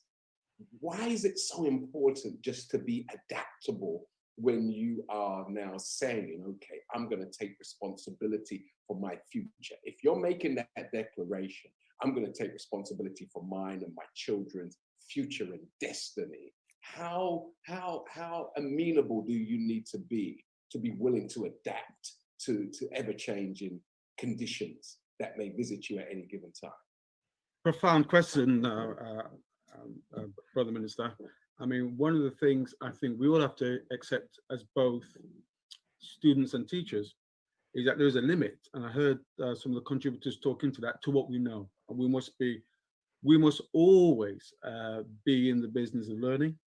I mean, right now once I've been teaching, I've done over 34 courses, just insect courses, just to top up and develop and even complement what I thought I would, because technology moves constantly. In the ICT sector I came out of before I came into teaching, there's something called Murphy's Law, which teaches you that the knowledge and information in ICT and information doubles every 18 months. So if that's happening, and it's been doing that since the late 60s. So if the amount of information and knowledge that's out in the public domain is doubling every 18 months, after 3 years, which is the average length of a degree course, you've got a quadrupling of the information that you started to study in the first place. So you can't stay stagnant. You have to keep it moving, and you'll quickly get out of date with the children. You'll quickly get out of date with your conceptual approach, and that sort of stagnant mindset we're taught in the teaching, that stagnancy is death. So it will almost kill that ability you have to learn new information. You've got, your mind's got to be a sponge. I've got one tutor, one tutee I have, brilliant little brother. He's got a disposition to science. His mother or father may well be on the call. And this little brother, he loves science. Any excuse you've got, you could be teaching maths, but he'll find a way to take you into some science. And he's got me onto this new little app called Kahoot. I don't know if anyone heard of it. And he's teaching me literally in the session. I mean, I'm supposed to be the tutor. He's teaching me in the session, like how to program this up and how to change the Zoom call. And it's wonderful, because this is a testimony to what we should be all seeking to achieve as teachers. And another great tutee I had the other day was teaching me about trading. This is a brother who's been homeschooled all of his life. Let me say that again. This brother that I spoke to last week and was teaching me about stocks and shares is a brother right up through his whole school life, never touched the secondary school. That's one of Marlon's students. I taught him through Skype as it was at the time, and he took his GCSE maths and did it in a year and all the rest of it. The point is, he'd got himself into a space where he'd become so expanded in his thinking, and I was in a space where I was prepared to learn from a student. So yeah, we have to maintain that reciprocity, or otherwise learning stops and we become stagnant. That's my point. So Brother Marlon, just lastly, then we're going to go to, we're going to open up for those in the audience to ask questions. Isn't the perfect antidote towards young people or against young people desiring to be Premier League footballers, you being able to teach and train them whilst they're in their adolescence to become millionaires? Because once you've got a few of these, or trained a few of these young people to set up trading accounts, and they can now, you know, if they want a Lamborghini, they can go and get it. They can now start buying apartments and helping out and whatnot. Once you've produced a few successful traders, then will this example that you set amongst that which you've achieved amongst these young people, will that now start to, you know, overcome this great desire by so many to just be Premier League football players? Are they not? Will you, or your ability to actually showcase a few of them as being successful, will that not put an end to this Premier League? Yeah, 100% in that, because a lot of the times it's what children say in their environment is what society is showing. And if they can say positive role models in that sort of sense, then they're going to want to aspire for those sort of things. Now, and that's the reason why what I've done, I've taken it now to the next level, where I have written a course, financial literacy course. And this financial literacy course now, I'm getting it accredited. I've got a team of people who are now working on it for me to ensure that, you know, all the material will be accredited. And not only that, the children will be able to get level 1, level 2, level 3 qualification. And they will also get UCAS points to help them towards university. Right. So that's what we're working on now. And ultimately, I am thinking, because the how I see education is, and this is what the Shahid Mohammed's family was saying. She was saying basically, why do we teach children stuff that they should learn in year 10? If they can learn it in year 7 and in year 6, why don't we teach it to them then? And for me, I'm saying, you know, no, but haven't been given permission. No, but I tell you, as head of maths, right? And you know what? When I'm teaching, even the school I'm working now, I'm hoping none of them are on this call now. I am teaching year 7 what they should be learning in year 11. Right now, my year prepare for the backlash. So I'm telling you, because a lot of the times, by the time they get to year 10 and 11, sometimes the brain is so saturated. And you know what? Before we go to the public, I really want to share this one strategy that has been working, because, and also what Leah said about growth mindset, and Debbie said, no, growth mindset is so real. And every single thing, for example, if a child said to me, I said, I can't do it yet, but I would like to know. And it's almost like I would like to know, that ending statement. And another thing, because children love their mobile phones so much, and they love all of these gadgets, what I've been doing, I've been telling my parents to say, look, get your child to sign a contract with you. If you create a revision or study timetable, get your child to create this revision timetable, and at the bottom of it, write down, if I don't follow this revision timetable, then I'm going to hand over my phone, I'm going to hand over my laptop, I'm going to hand over my TV remote. Just get those things in place, because we don't have to smack them, we don't have to cuss them. Those remote and those TV stuff, they are going to go crazy. I took my son's mobile phone off him, and I've had so much love this week. Comes in my room, lying on my bed with me, talking to me. Once he's got that mobile phone and the gadget, I don't see my son for days. I don't even know if he's in the house. Jobs more than you, brother.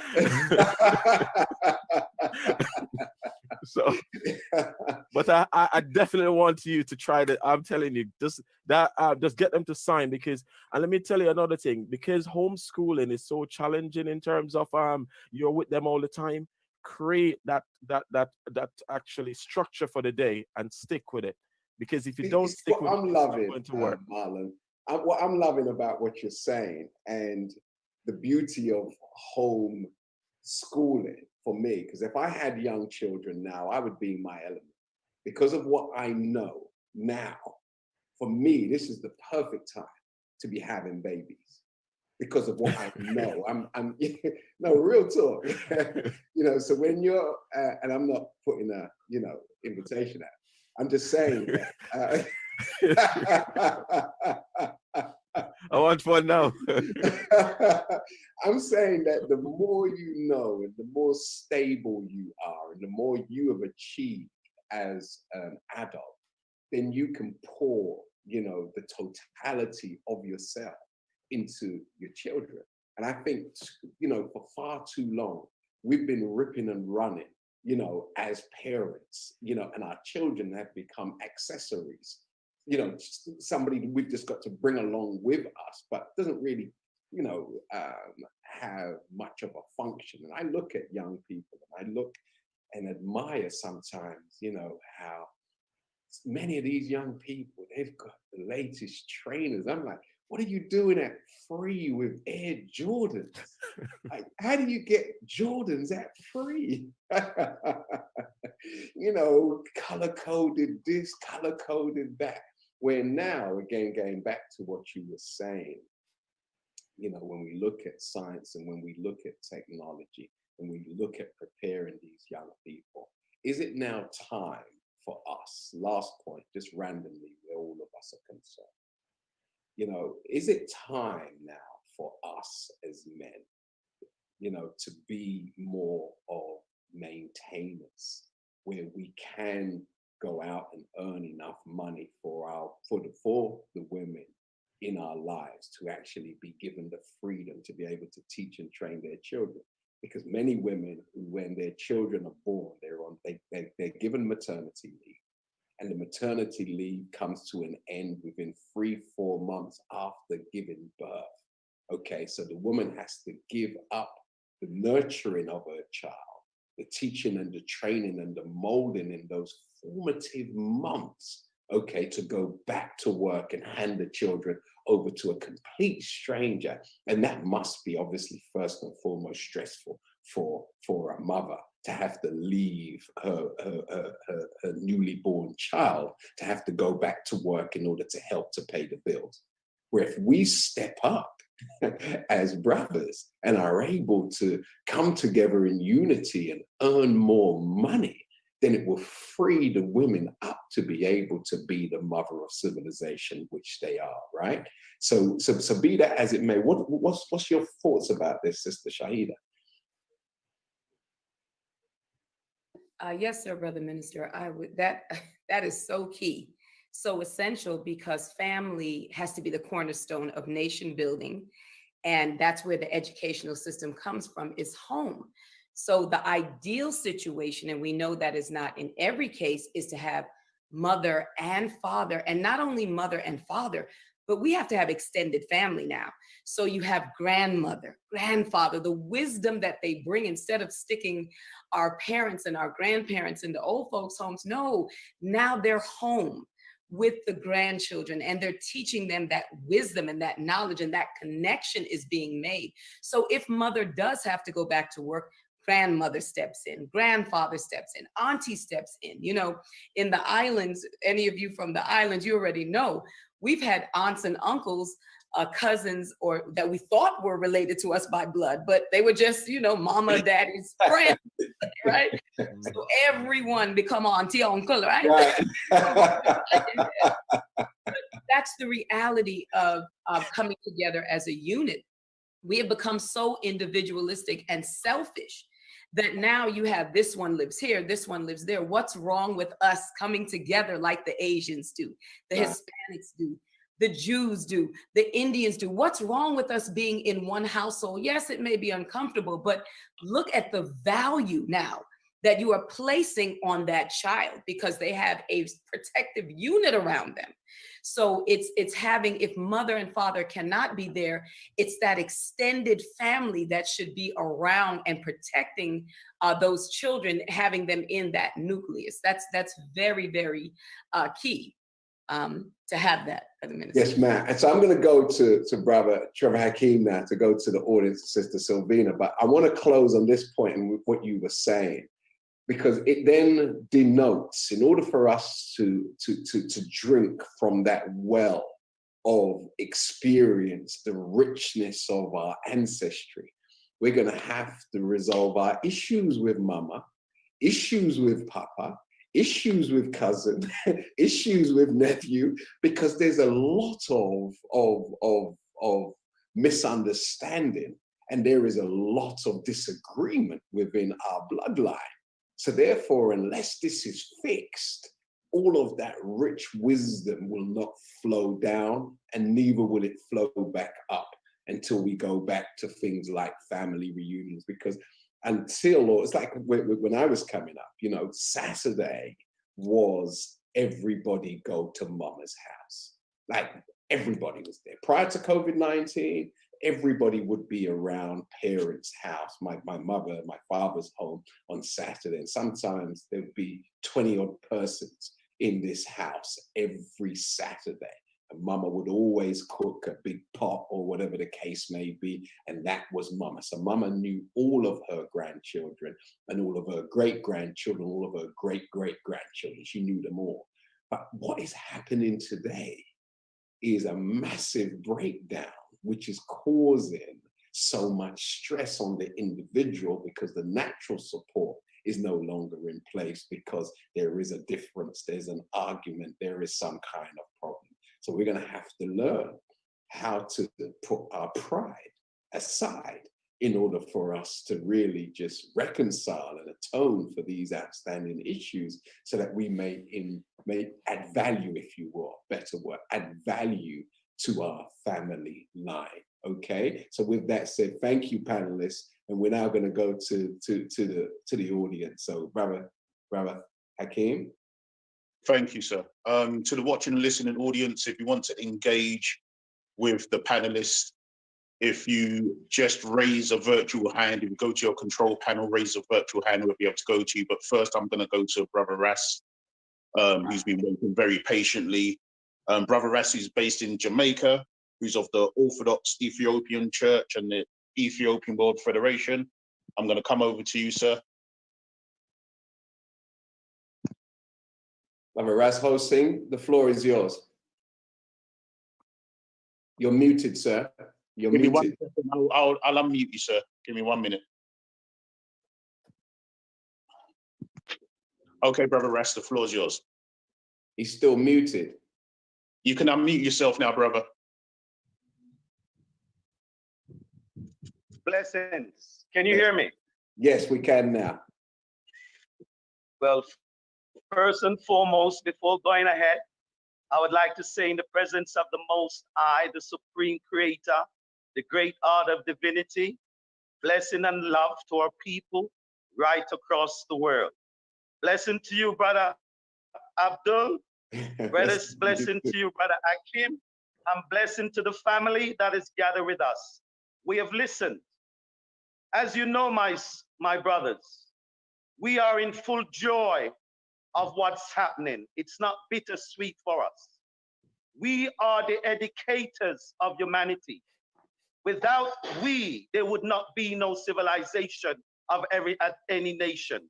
And when we speak of we, my brothers and sisters, we refer to what came down the Nile Valley and came down into Egypt and went all over creation. So today, our education is in our hands. We have all the faculties, we have all the provision to now do what is right in the 21st century, because we ourselves know that the subjugation of our people started over 7,000 years ago when the first invaders came across the Sahara. The last 500 years of our history that has defined the 21st century and defined our own psychological mentality is the enslavement of our people. So we're all fully knowledgeable of that. But there was going to come a time, my brothers, when your DNA, what is in you, was going to do what is right. And what we're now seeing, our home, the family, is the fundamental institution of humanity. That is where we learn knowledge of what is right and what is wrong.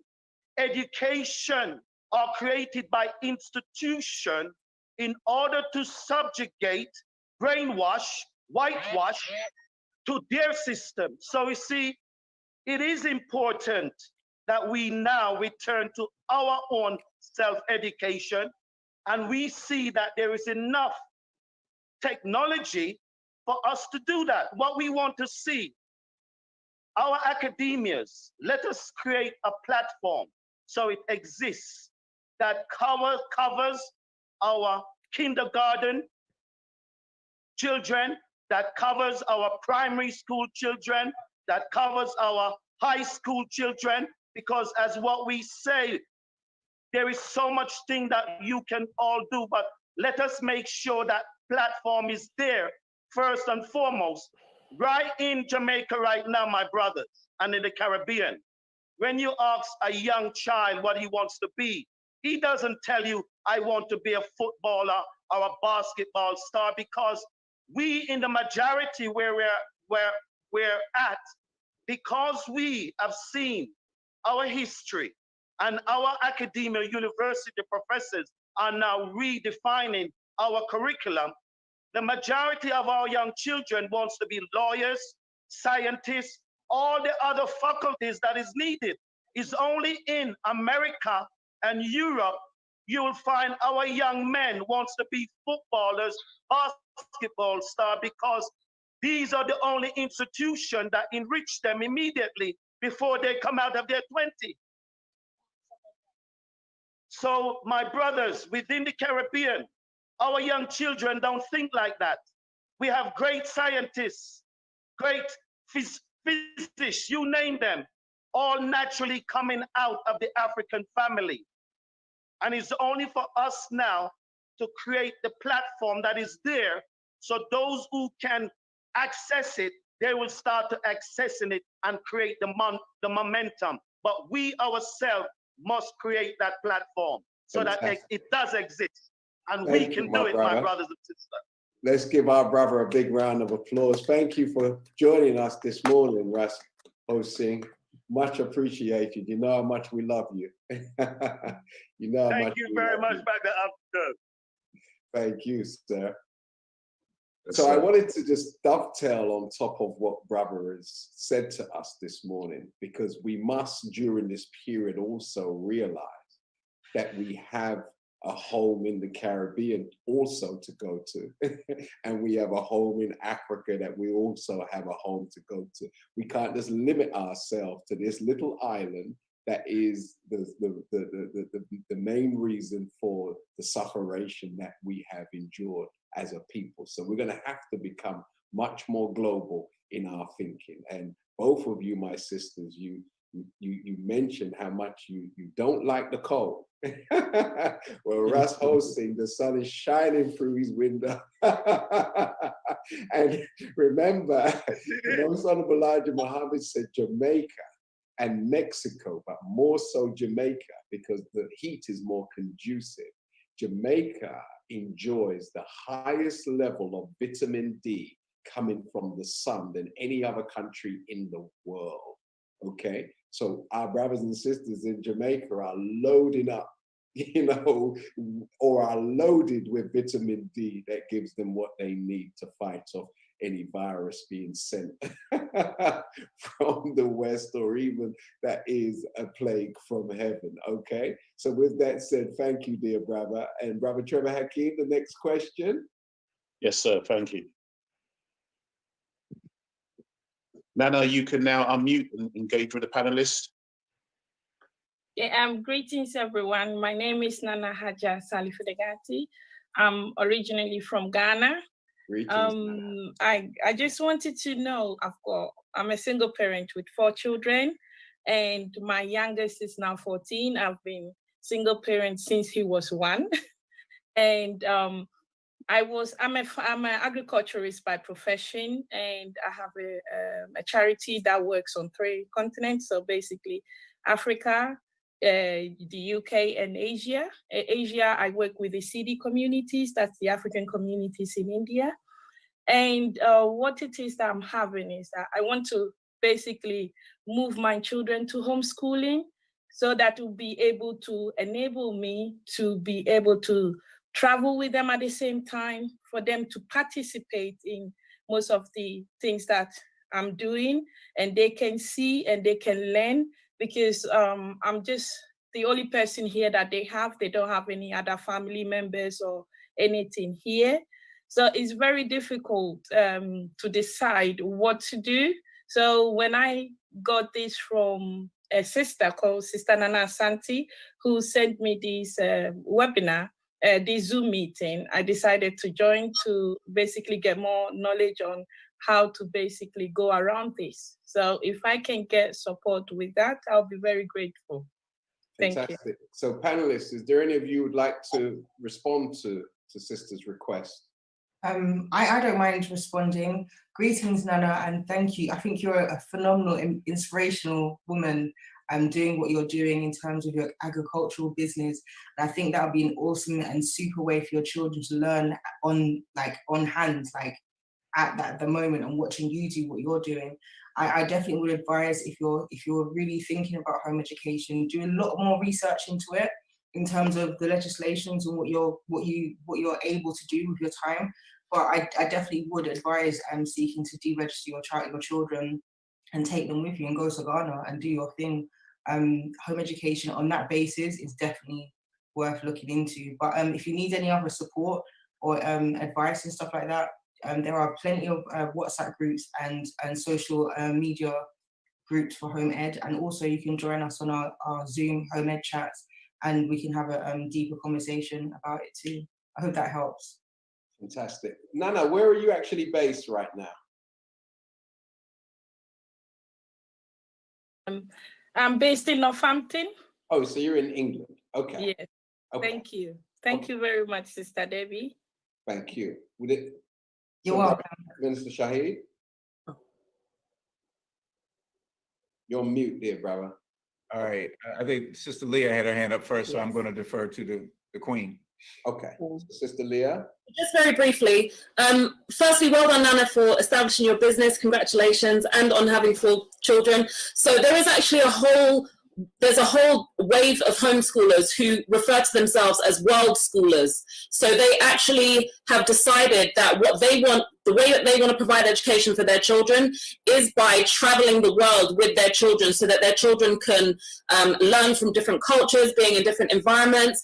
And if you are able to have internet connectivity as you're traveling, you can subscribe your children to different online learning platforms, so that whenever there is a stable online connection, they can keep up with their academic education, but the bulk of their education would be more vocational. Because we know that a lot of our children don't just learn academically. We have visual learners, we have auditory learners, we have tactile learners, and we have vocational studies as well, because in some ways academics can be taught at a lot of different ages. But one of the things that the family, Dr. Shahida, was mentioning is that it's important to give our children the abundance mindset of understanding that they can learn so many different things and have so many different skills. It doesn't just need to be relegated to what the school says you have to learn in a super long period of time. They can learn about agriculture from you by working in your business, and actually making your children employees in your business is one of the best levels of education they can possibly get, because you have all the qualifications, GCSEs, A-levels. As soon as you go for a job interview, they're going to be like, what work experience do you have? Because everyone that's come in for this interview has got the same GCSE grades, but do you have work experience? And people with work experience and life experience are more likely to succeed in the job market, unfortunately, than people who have solely got an academic education. So doing some research and following the journeys of other world scholars can help give you a blueprint as to what you could experience if you do decide to take your children out of school and travel with them and allow them to support you on your journey. Because that's another thing, we don't give our children enough credit for the support they can give us. Again, our children are going to be able to achieve what we give them confidence to achieve. So if we give our children the responsibility of, you're going to, as much as I'm supporting you with food and clothes, you're going to support the workings and the economics of our family by being an integral part of the family business. So you're responsible for that. And that's more education and more life preparation than them succeeding academically is ever going to give them. Because they're going to grow up knowing at 14, I made sure the gas bill was paid and the phone bill was paid. And my brother was making sure that the food was being paid. And my other sister was making sure the council tax and the gas was being paid in the car. And that is real education, because education by definition means to draw out. And we can draw out the academics, but we can also draw out those life skills that are really going to make sure we are not putting little runts, little ungrateful runts into the world. Because unfortunately, that's what we got. We've got some college students that don't know how to make rice, and they are becoming a burden on society because they weren't given that life skills. Home economics isn't taught in schools anymore. And that's one of the things we need to make sure we are ensuring our children know how to look after themselves, not just how to spout out the academic information that they're being shoved into their brains. So all the best on your journey, sis, with your children. Fantastic, thank you. And one of the things I just wanted to add to that, home schoolers, is to get out of the mindset of preparing children to apply for jobs.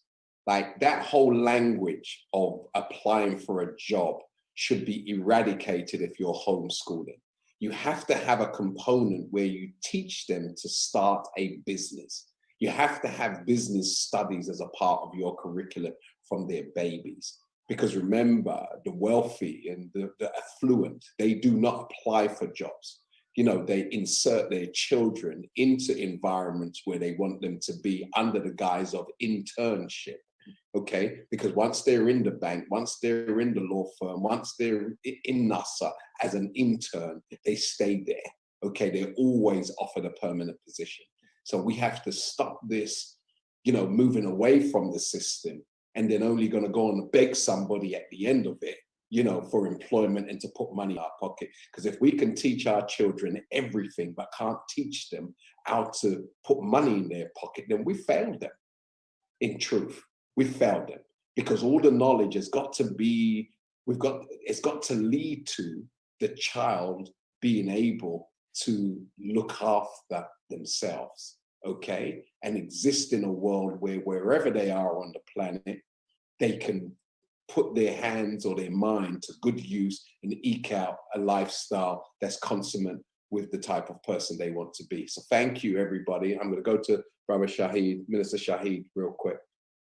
Yes, real quick. This was for Queen Nana. I was just going to let you know, if maybe at the end, Brother Minister Hakeem, if we give everybody's websites or whatever, because we have resources. I can teach your children math from my different math online courses.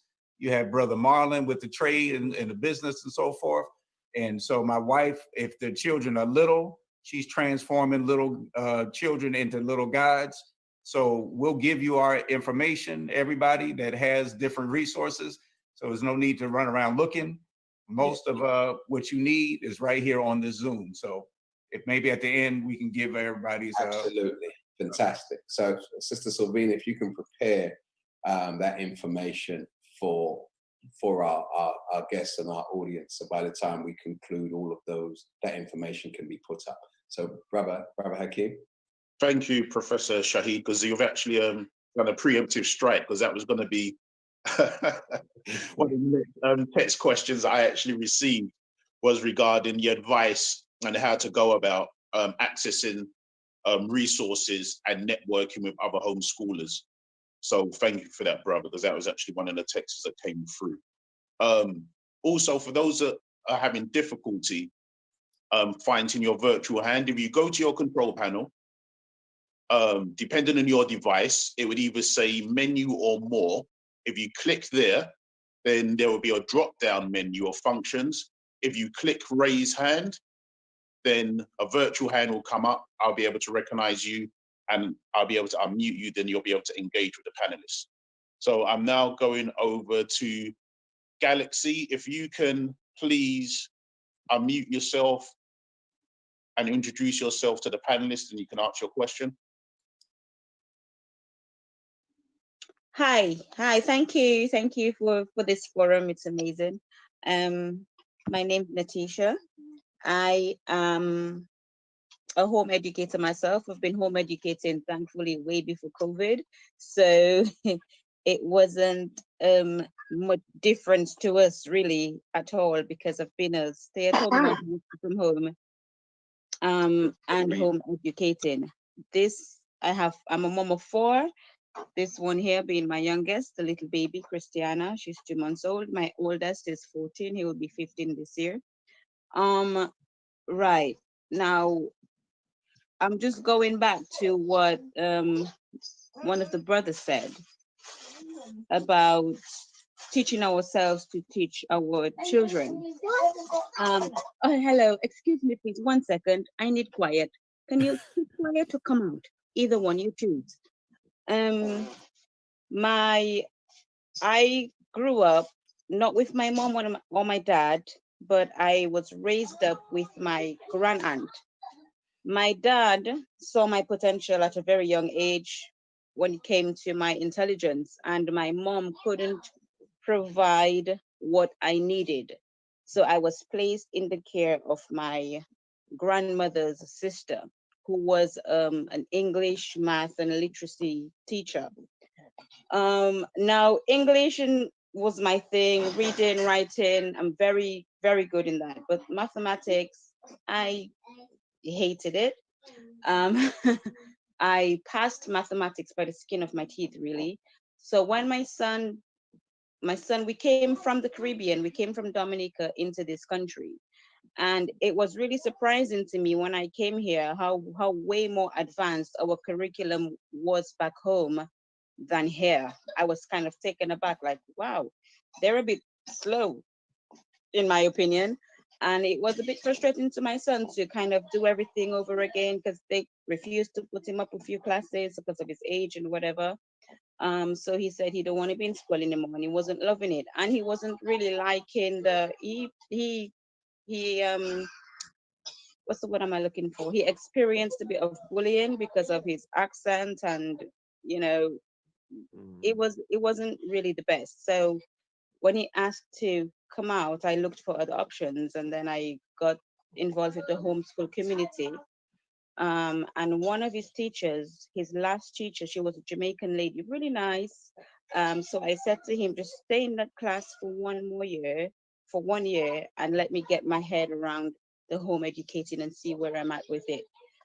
Long story short, right now he's 14, preparing to do GCSEs. Hopefully this year we'll see what COVID is doing, when he would have been doing it next year. And as Sister, I think Shahida said, why should we keep our children back when they can, go forward much quicker, which he's flourished so much from the time I started to homeschooling him to now.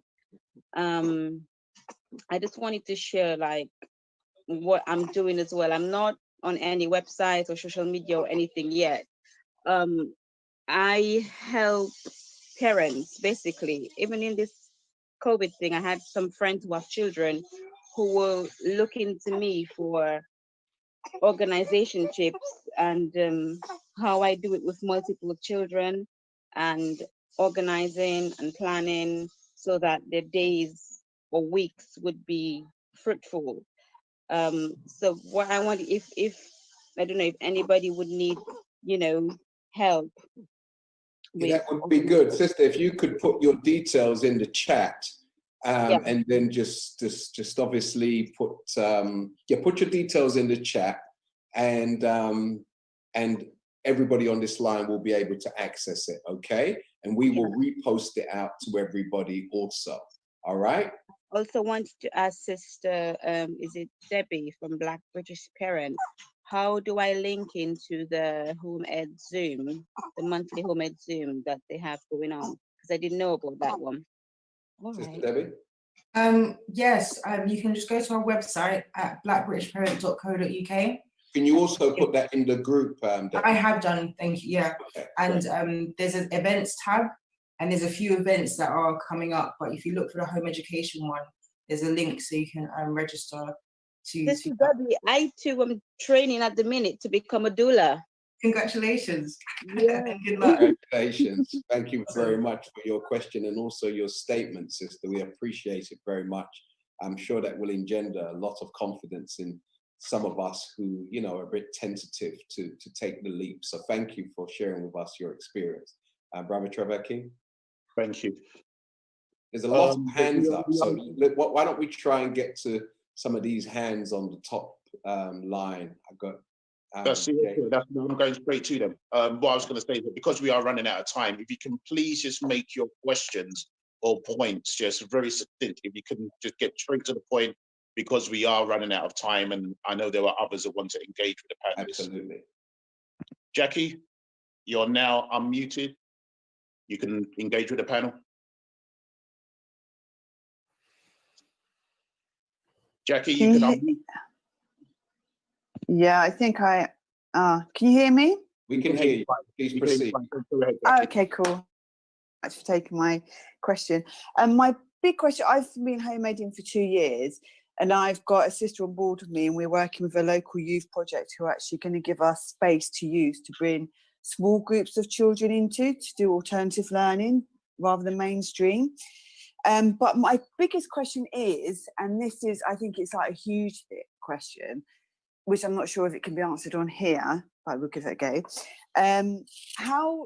Who can change the current school system to enable children to grow to be individuals at school,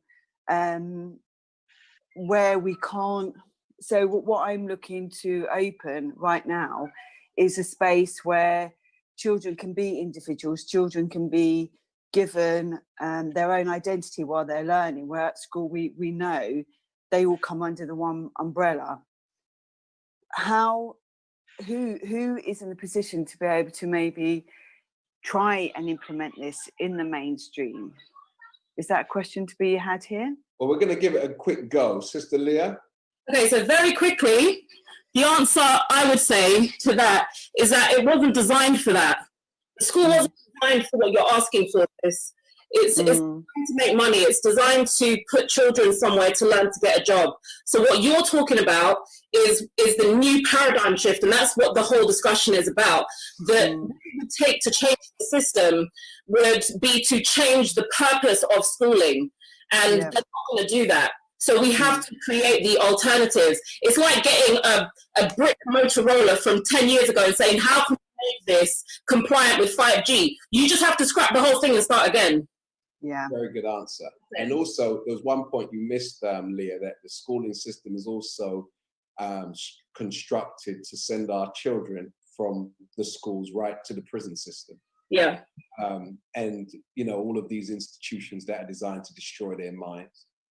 But thank you for that succinct answer. That was wonderful. Thank you. Thank you. Brother Trevor Hakeem? Can I just make a quick point, brother?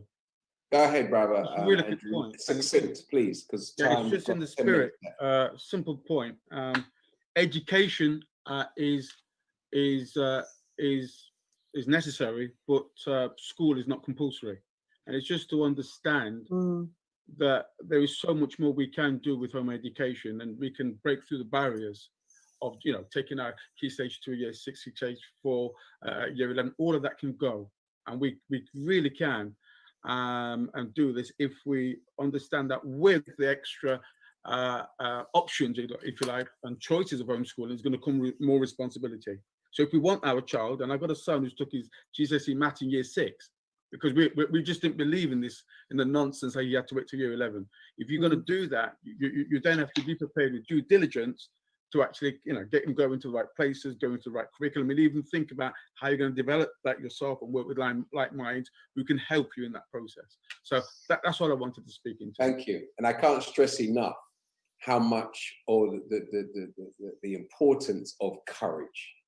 Because in order to do anything that's going to benefit you and your family and your people as a whole, you're going to need to take courage, because you might be the trailblazer of your family, or the trailblazer of your community, or the trailblazer period, you know, in particular areas. So courage is a necessity to succeed going down the road that we have embarked upon. Robert Hakeem? Thank you, Jackie. Can I just chip in with one question, please? Sure, go ahead. Yeah, one the thing, right? Schools are given £6,000 for every child who enters, right? But then if you permanently exclude a child, you get the school loses £10,000. But my challenge here is this: why is it homeschool children, homeschool parent, they're not given that? Okay, so Sister Debbie and Sister Leah. Answer, Debbie, go. Thanks, Leah. Look, I understand. That's something that I've been asked a lot about from families with regards to funding and stuff like that. To be honest, I wouldn't want any funding from any government, because, you know, the obvious thing to me is that they'll start trying to put control on what you do and don't teach your children. Personally, I don't necessarily follow the curriculum as such. I'm very much child-led. I know that doesn't mean that if my child wants to touch fire, I let them. What it means is that I pay attention to my children's interests, what their strengths and weaknesses are, and work their curriculum around that, to the point where they don't even know that they're learning. They're just doing whatever it is that they want to be doing. And I find that that has been most successful. I have a 17-year-old child. I say I've been home editing for 11 years officially, but I've been home editing all of my children's lives from the womb to beyond.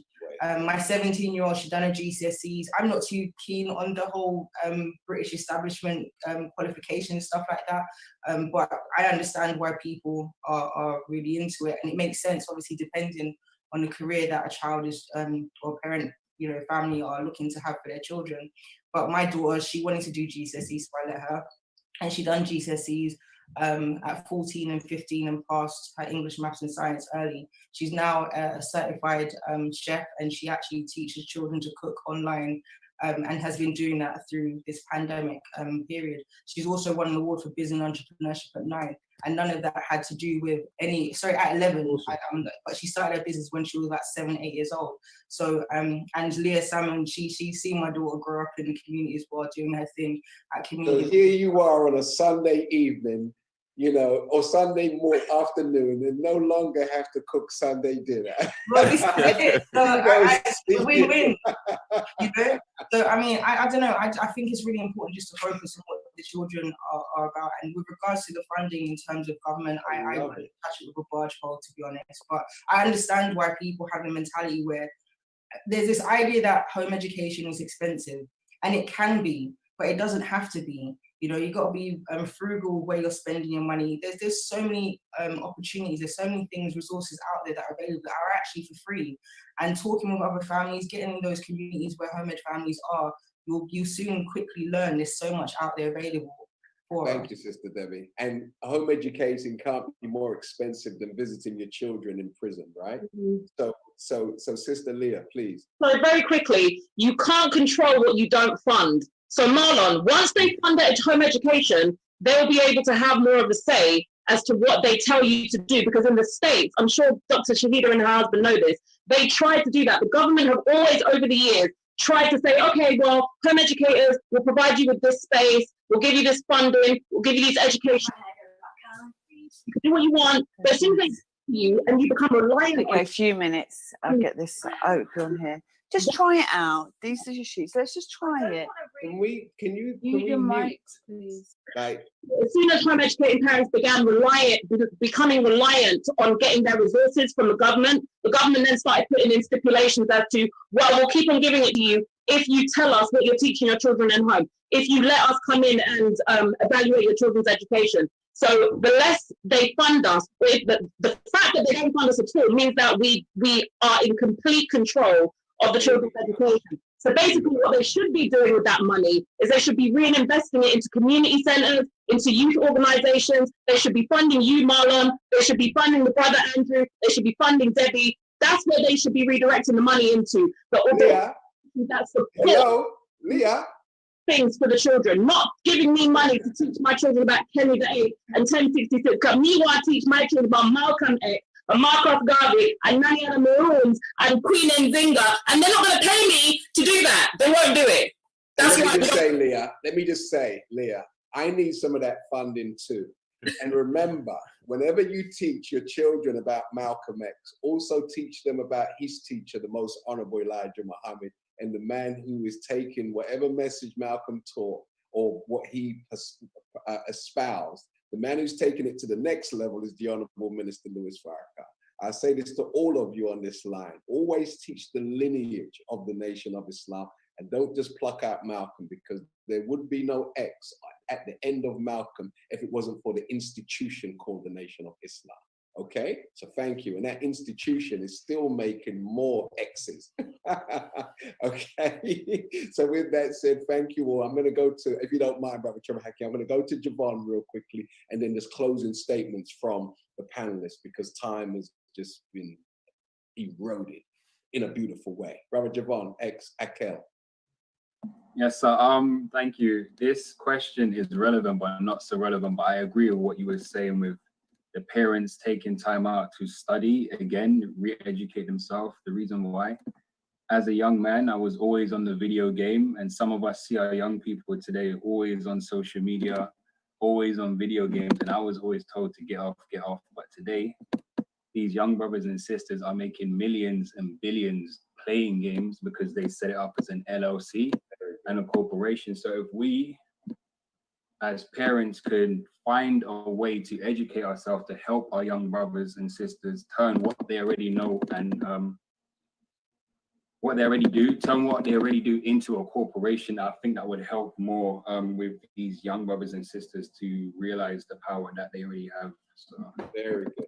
I would definitely say so if they love mobile phones, we should encourage them to design one. Yes, and yes, but with social media as well, we see them online on social media, but there's a lot of companies today fighting to go online to keep their business alive. And if we really teach the young brothers and sisters, you know, if you know the ins and outs of social media, you hold the power, because they need to come online. They're coming to you. They're not going to come to an older person, not an older person, but someone that doesn't necessarily know the ins and outs of social media. So really and truly, the young people today have the power, but they don't understand the potential that they actually have until we find a way to teach them that, you know, you can actually do what you're doing and turn it into an LLC. And then obviously, Got it. So thank you very much. And one of the things also, you know, that we can learn, you know, is not to be too dependent upon another man's platform, as Mr. Trump is learning. And I'm sure Donald wish he had either destroyed social media whilst he had the power or built his own prior to being kicked off. And if they can kick a president off of social media, you and I don't stand a chance. So it is important to teach our young people to design apps and never to become too comfortable with something that don't belong to you. So panelists, please, if I can give you 1 minute each just to summarize your thoughts in regards to the advice and the guidance you would like to give as we come to a conclusion. So in no particular order, but I may as well follow the order of the screen. Sister Debbie, would you like to start us off? So I just unmute myself. Yeah, I think home education can be an amazingly beautiful thing. It can be a double-edged sword as well. I think it's super important. I can't hit home enough the fact of us learning and studying ourselves, because I think when we understand ourselves, then it helps us to be able to understand the mindset of a child. We forget what it's like to be children, and we're adult children ourselves. We still have parents. We're still learning and growing through life, and it's going to be the same for our children. You never stop learning. So I think it's just something that I just want to leave you guys with. And yeah, we're here, so you can check out us at blackbritishparent.co.uk, and we do, like I said, regular home ed Zoom chats, and we try and offer as much support as possible and offer information about resources. But thank you for having me join the discussion. Thank you for the richness that you brought to our session. Thank you so much. So Sister Leah. Greetings. Thank you for inviting me on here. I think we haven't maybe given enough time or effort to single parents who maybe don't have the infrastructure that some of us have been talking about. So for single parents, I think what's really important is that you learn to delegate. So there are so many online resources that you can use. The responsibility of your child's education doesn't need to be from your own hand. You don't have to be the one that teaches the maths and all these different things. It's just finding the organizations that are out there that can support your journey if you are full-time working, but you want to make sure your child has a better education, and maybe you're not able to take your child out of school. It is ensuring that you just take back control of your child's education at this point. So accessing Dr. Shahida, more education, the resources from Black History Studies, so that you are just in control. Because right now, that's the thing. Parents have let go of the reins and they've been disempowered to take those reins back. So if you take away anything from today, it's the understanding that at any point you can decide from now on, I'm going to be in control of my child's education and I'm going to decide the direction that takes. By asking my child what they want and the direction they want to go in, and then working with my child to create a lifestyle that supports their education and their growth academically, vocationally, spiritually, mentally, and physically. Again, thank you for the invitation, and it's been lovely listening to all the panelists. It's been a pleasure. You took a minute and 23 seconds, so someone's going to lose 23 seconds as a result of. You're going to get some homework, Sister Leah. So thank you, wonderful. And when you look and see our sisters, our queens, just in such control and with such confidence, this should really strengthen us as men, because when we have women taking responsibility with the strength, we can send those two sisters out anywhere to represent us and not have to worry about them being intimidated. So yes, we should give them a collective round of applause, because I'm very inspired by your strength and your conviction. Thank you very much. I'm going to move over to the Midlands to Brother Andrew Freex for your closing remarks. Thank you, Brother Abdul Hakim Mohammed and Brother Trevor Hakim and all the organisers of this. CQT has been fantastic. So much, as much as we've given a lot of information, there's so much yet that we need to impart and build upon, perhaps for a part 2 or a part 3. I just want to emphasize the point. One, we are in a new normal. Accept that and embrace it. And we are going to have to accept that homeschooling is going to be now more fundamental, and online tutoring is going to be a more fundamental part of the whole learning infrastructure. I was looking at some figures only this morning, and there is now what's called an exponential increase, a doubling of people looking, researching, and going into homeline. It's a takeoff thing. So we're going to have to embrace this. That's number one. Number two, and it's already been said, we are going to need to network and really get in touch with people that are doing it. Try and mimic as much as you can success where you see it. So you've got Dr. Shahida, maths doctor on the call, Dr. Shahid and Shahida, maths doctor, and his beautiful wife on the call, who've actually gone through the homeschool process. You've got, our beautiful sisters representing Dr. Leah, Dr. Leah, and Debbie and others, and Marla and myself. We've gone through the experience of actually achieving success of sorts. I mean, as much as we've done, there's still more work to do. Take that on. I've left my details in the personal chat. I've been more than happy to give guidance where I can. I'm dripping with resources, home-produced resources, resources that work, resources that have been stress tested in both maths and science. So I'm very happy to share those. If you want to learn how to lesson plan, I do dedicate parts of a Friday where I do that. I provide that service for people who are homeschooling. So please access my details and feel free to access some of the knowledge base that's on this Zoom call. Fantastic. Thank you very much. And I just want to say, in regards to this word new normal, what we've been under has never been normal. So, and what we're going into, yes, is new, but it definitely is not, is going to be more normal than anything we've ever experienced. Okay, so thank you for that, Brother Andrew. And I'm going to go to Brother Marlon. Yeah, thank you very much for having me today, everyone. And I've really learned a lot as well. And I'm so happy that we've got, I've got this opportunity to share as well. Now, one of the things I'm going to say is that it takes a village to grow a child. And, and to be honest, the way we teach in schools is we use a behaviorist approach where we describe and say, this is what you're going to learn. But whereas homeschooling, that provides you with a humanist approach, where you know, it's whatever you want to learn. They give you a piece of wire and say, do something with it. And you create what is in your imagination. So ultimately as well, you know, this online system, for everyone, we all learn differently. Some people are some people are visual learners, tactile learners, kinesthetic, all of these sort of different learners. So the Zoom business probably is not going to be this, great for everyone. So try and find the right resources that's going to equip your child to achieve the ultimate. Once your child is going to be healthy, once they're enjoying and they're achieving, and they can make a positive contribution to their life and their economical well-being, then you have done a good job. And we just keep believing and keep it positive. And in everything that we do, try and have a discussion with our children and help them to gear them towards what they want to achieve. So therefore, they would want to be a part of it. And thank you again for listening. Thank you for coming on, brother, and enriching in our experience. Thank you so much. So lastly, to Dr. Shahid and Sister Shahida. Well, thank you again for the opportunity. I just wanted to say we have to start with the end in mind, as we were taught by the Honorable Minister Louis Farrakhan. So look at the end result that you want for your children, and then know that meditation and learning martial arts and learning agribusiness or a business, that's not extracurricular. That has to be a part of the curriculum. Learning robotics, learning to do for self is not extra. Learning a foreign language, that's not extra. That has to be a part of the curriculum.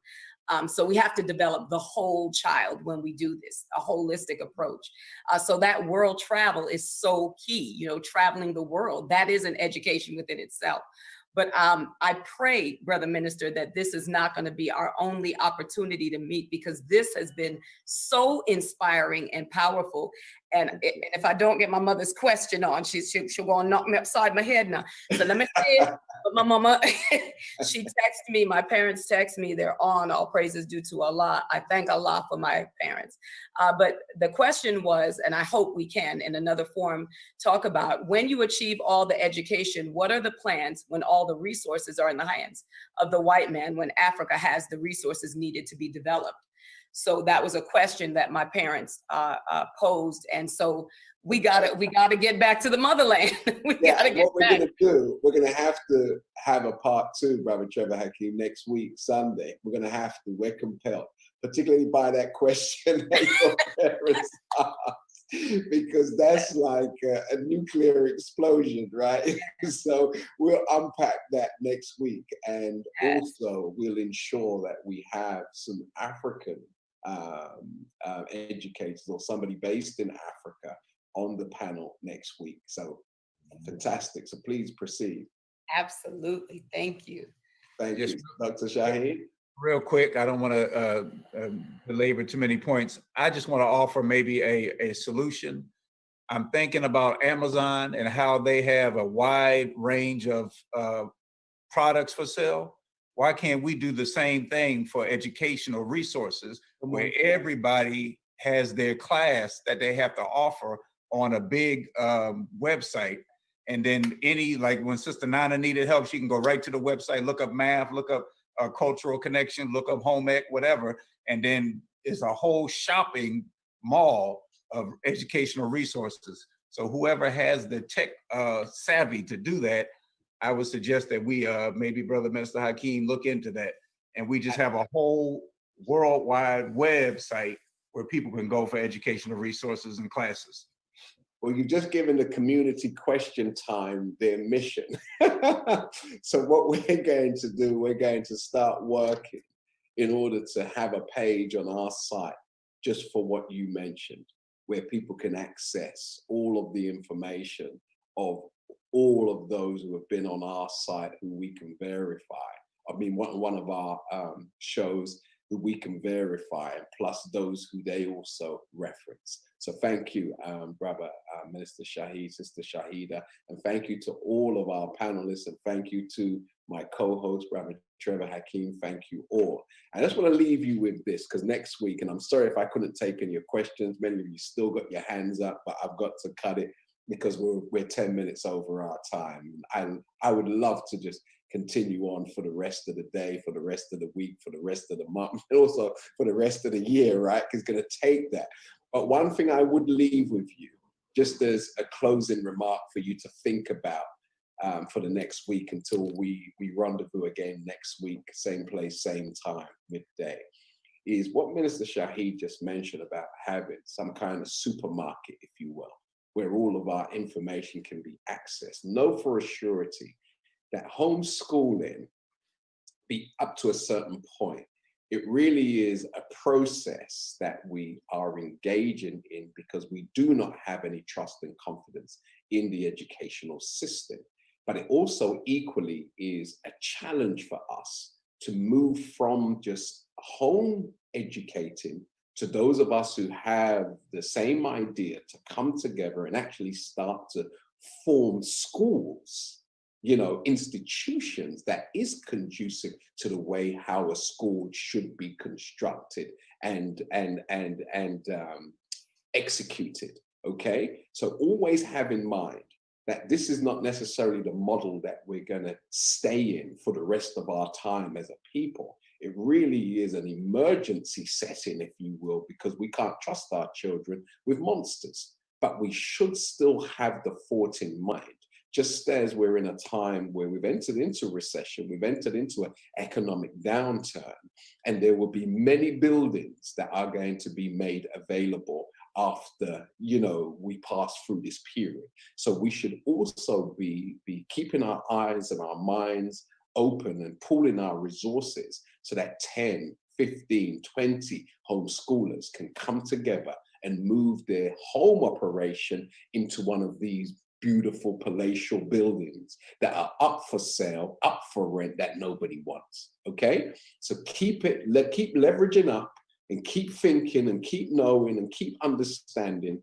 that this is a temporary measure that ultimately will be moved to a larger facility where we can take over, you know, these major schools and these major facilities and have an alternative to the nonsense that's out there at the moment. So with that said, thank you for your wonderful attendance this Sunday afternoon now. I've really been enriched by this whole process. And if you've been enriched and you've enjoyed yourself, give yourself a big warm round of applause and thank our panelists, thank my co-host, Brother Trevor Hakeem, and we look forward to seeing you and your lovely selves and those who you invite next week, Sunday, same place, same time. We look forward to seeing you for community question time. With that said, all what's left for me to do is thank you and leave you in the words of peace of Assalamu alaikum and good evening and good afternoon and happy week to you all. Thank you. Thank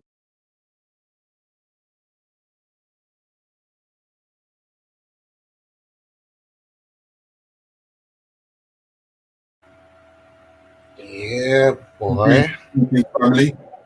Hope you enjoyed the information that you have received. Brother Rich, how did you find it today? No, decent conversation, definitely, as always. A Very nice rounded, informative, isn't it? that's it, a nice rounded response. Yeah, they cover some good points. Give me 2 seconds to speak. I've got a bit of static, but I'm coming back in 2 seconds. Yeah, I see a couple people responding in the chat. Big up to anyone who was watching and joined us here on Black Eyes TV. I see a couple people talking about money and finances. I mean, for me personally, again, and I think some of the brothers and sisters, it's just about finding your medium, finding the best way you can obviously, you know, make some sort of money, because you are going to be responsible for the education of your child. So there will be things that you are going to inevitably pay for, depending on what subject is and your level of confidence.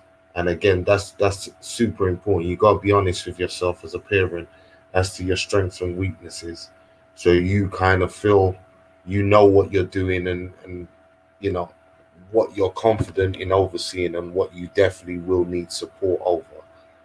I will say that as far as the European system, educating your children in the European system, again, this is where I think as parents we're kind of pre-programmed. So as well as the children, as far as, you know, here in the UK, we know about GCSE. So you still may want your child to have some of those requirements, again, if your child wants to go on to higher education, then they're going to need, I believe it's 4 to 5 GCSEs to be able to be eligible for college, or they'll end up having to do access courses.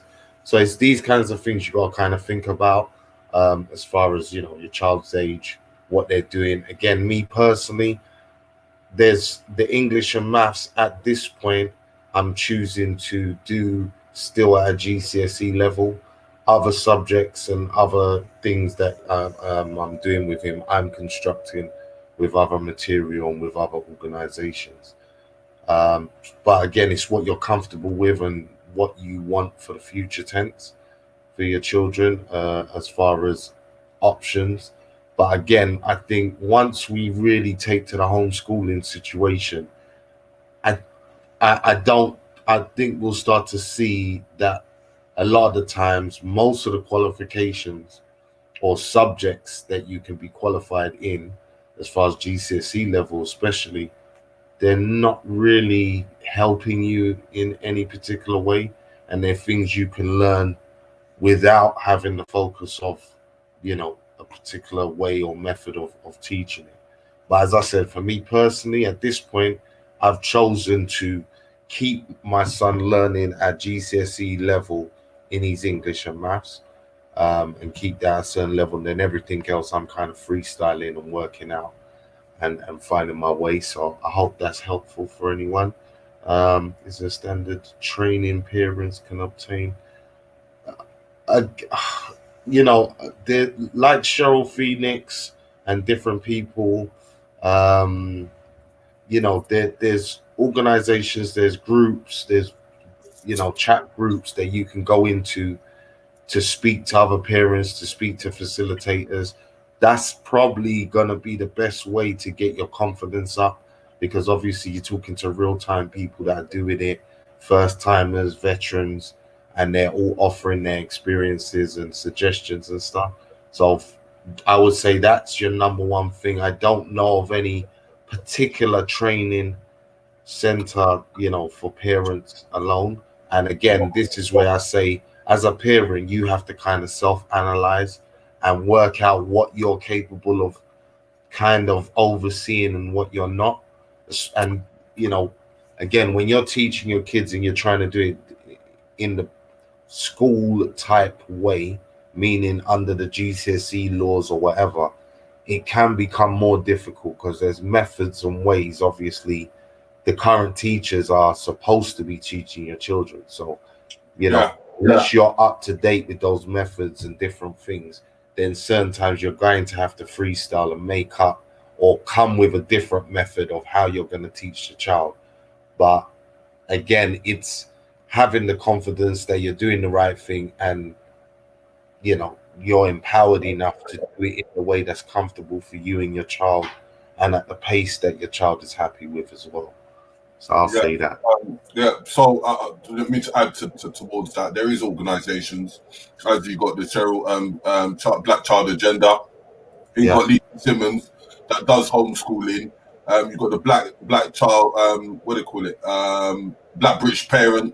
If you go to their website, they're doing quite a lot of facilities. And we have organisations, like as I put up, there's their telephone number if you're in the UK, and he does a lot of he has a lot of curriculum books in mathematics and history and things like that. So if you check this up, you may find certain institutes, but there are many, and there is, as I said, in forms of mentoring. You've got the Manhood Academy official.com. You've got Brother Minka African Schooling. You've got Origin. You've got Andrew Mohammed with I've forgotten the name of his one now, but there's many of them, and there's many institutions. It's just trying to keep collective, or just look into our archives, because we've got quite a lot of them in our archives, and the directions of where to go and how to find. If you look in there, that you'll find a lot of them that we have spoken to, and which we will be coming to speaking to very soon.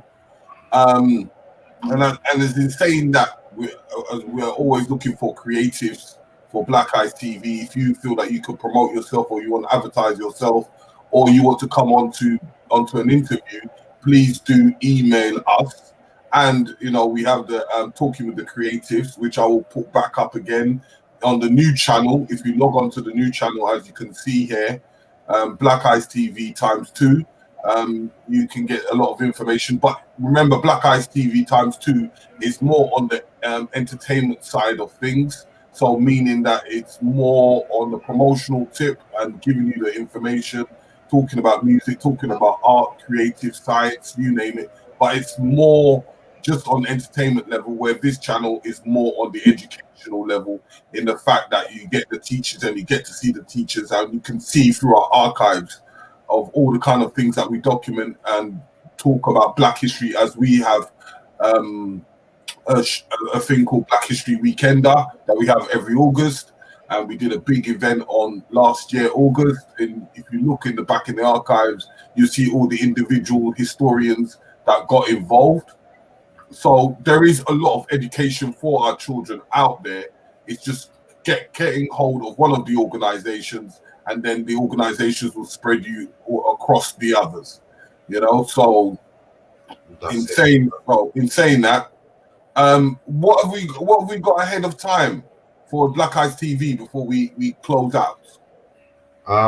Well, weeks come, we're gonna have a few programming with some brothers and sisters that have been doing the thing as far as setting up different stuff in Africa. So we've got some brothers and sisters from America and here that have been setting up a few settlements, got land, got a bank approved in Ghana, have digital currency. So we'll be doing shows with them and exploring those options.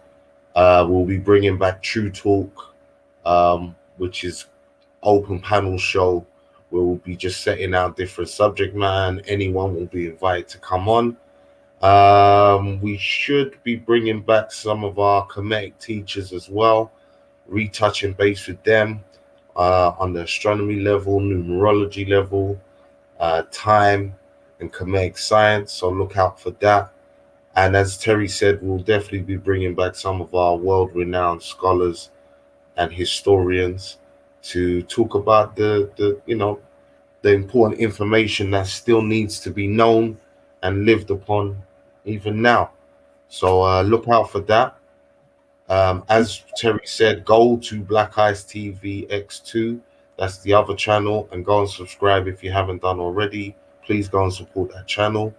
Again, if you want to donate to the channel, there's links.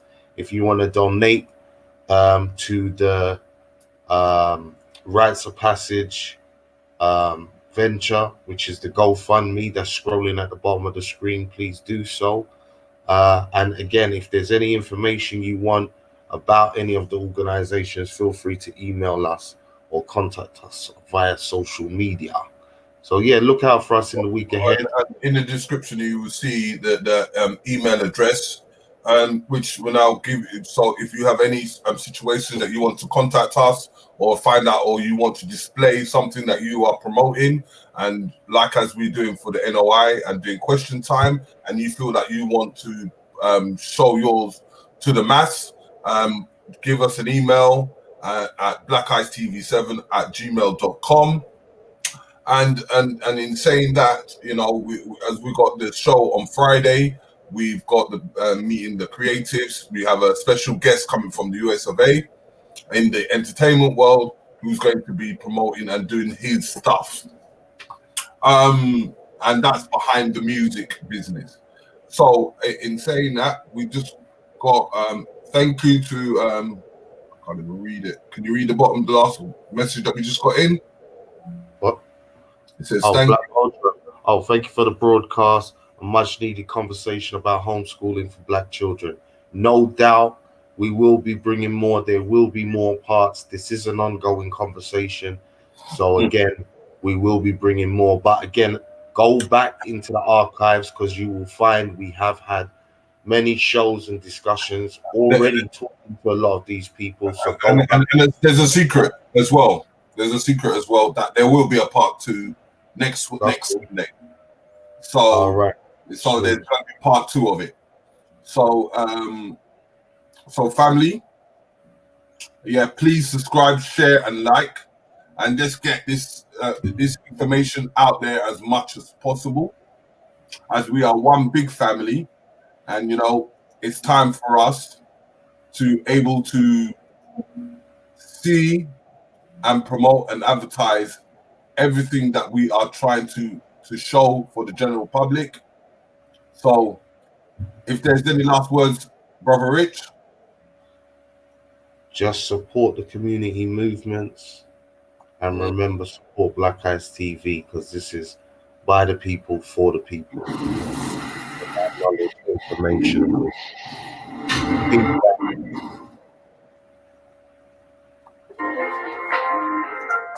My sisters, this is Brother Minister. Tune in to Black Eyes TV for the realest spirit and value, the liberation of our people.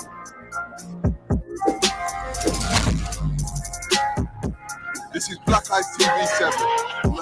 The last obelisk. My mission is complete.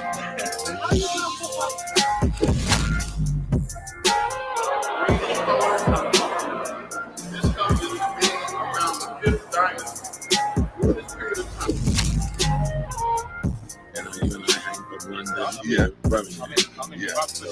Take care of yourself. Yeah. And people, you see it. We're gonna see each other soon. Yeah.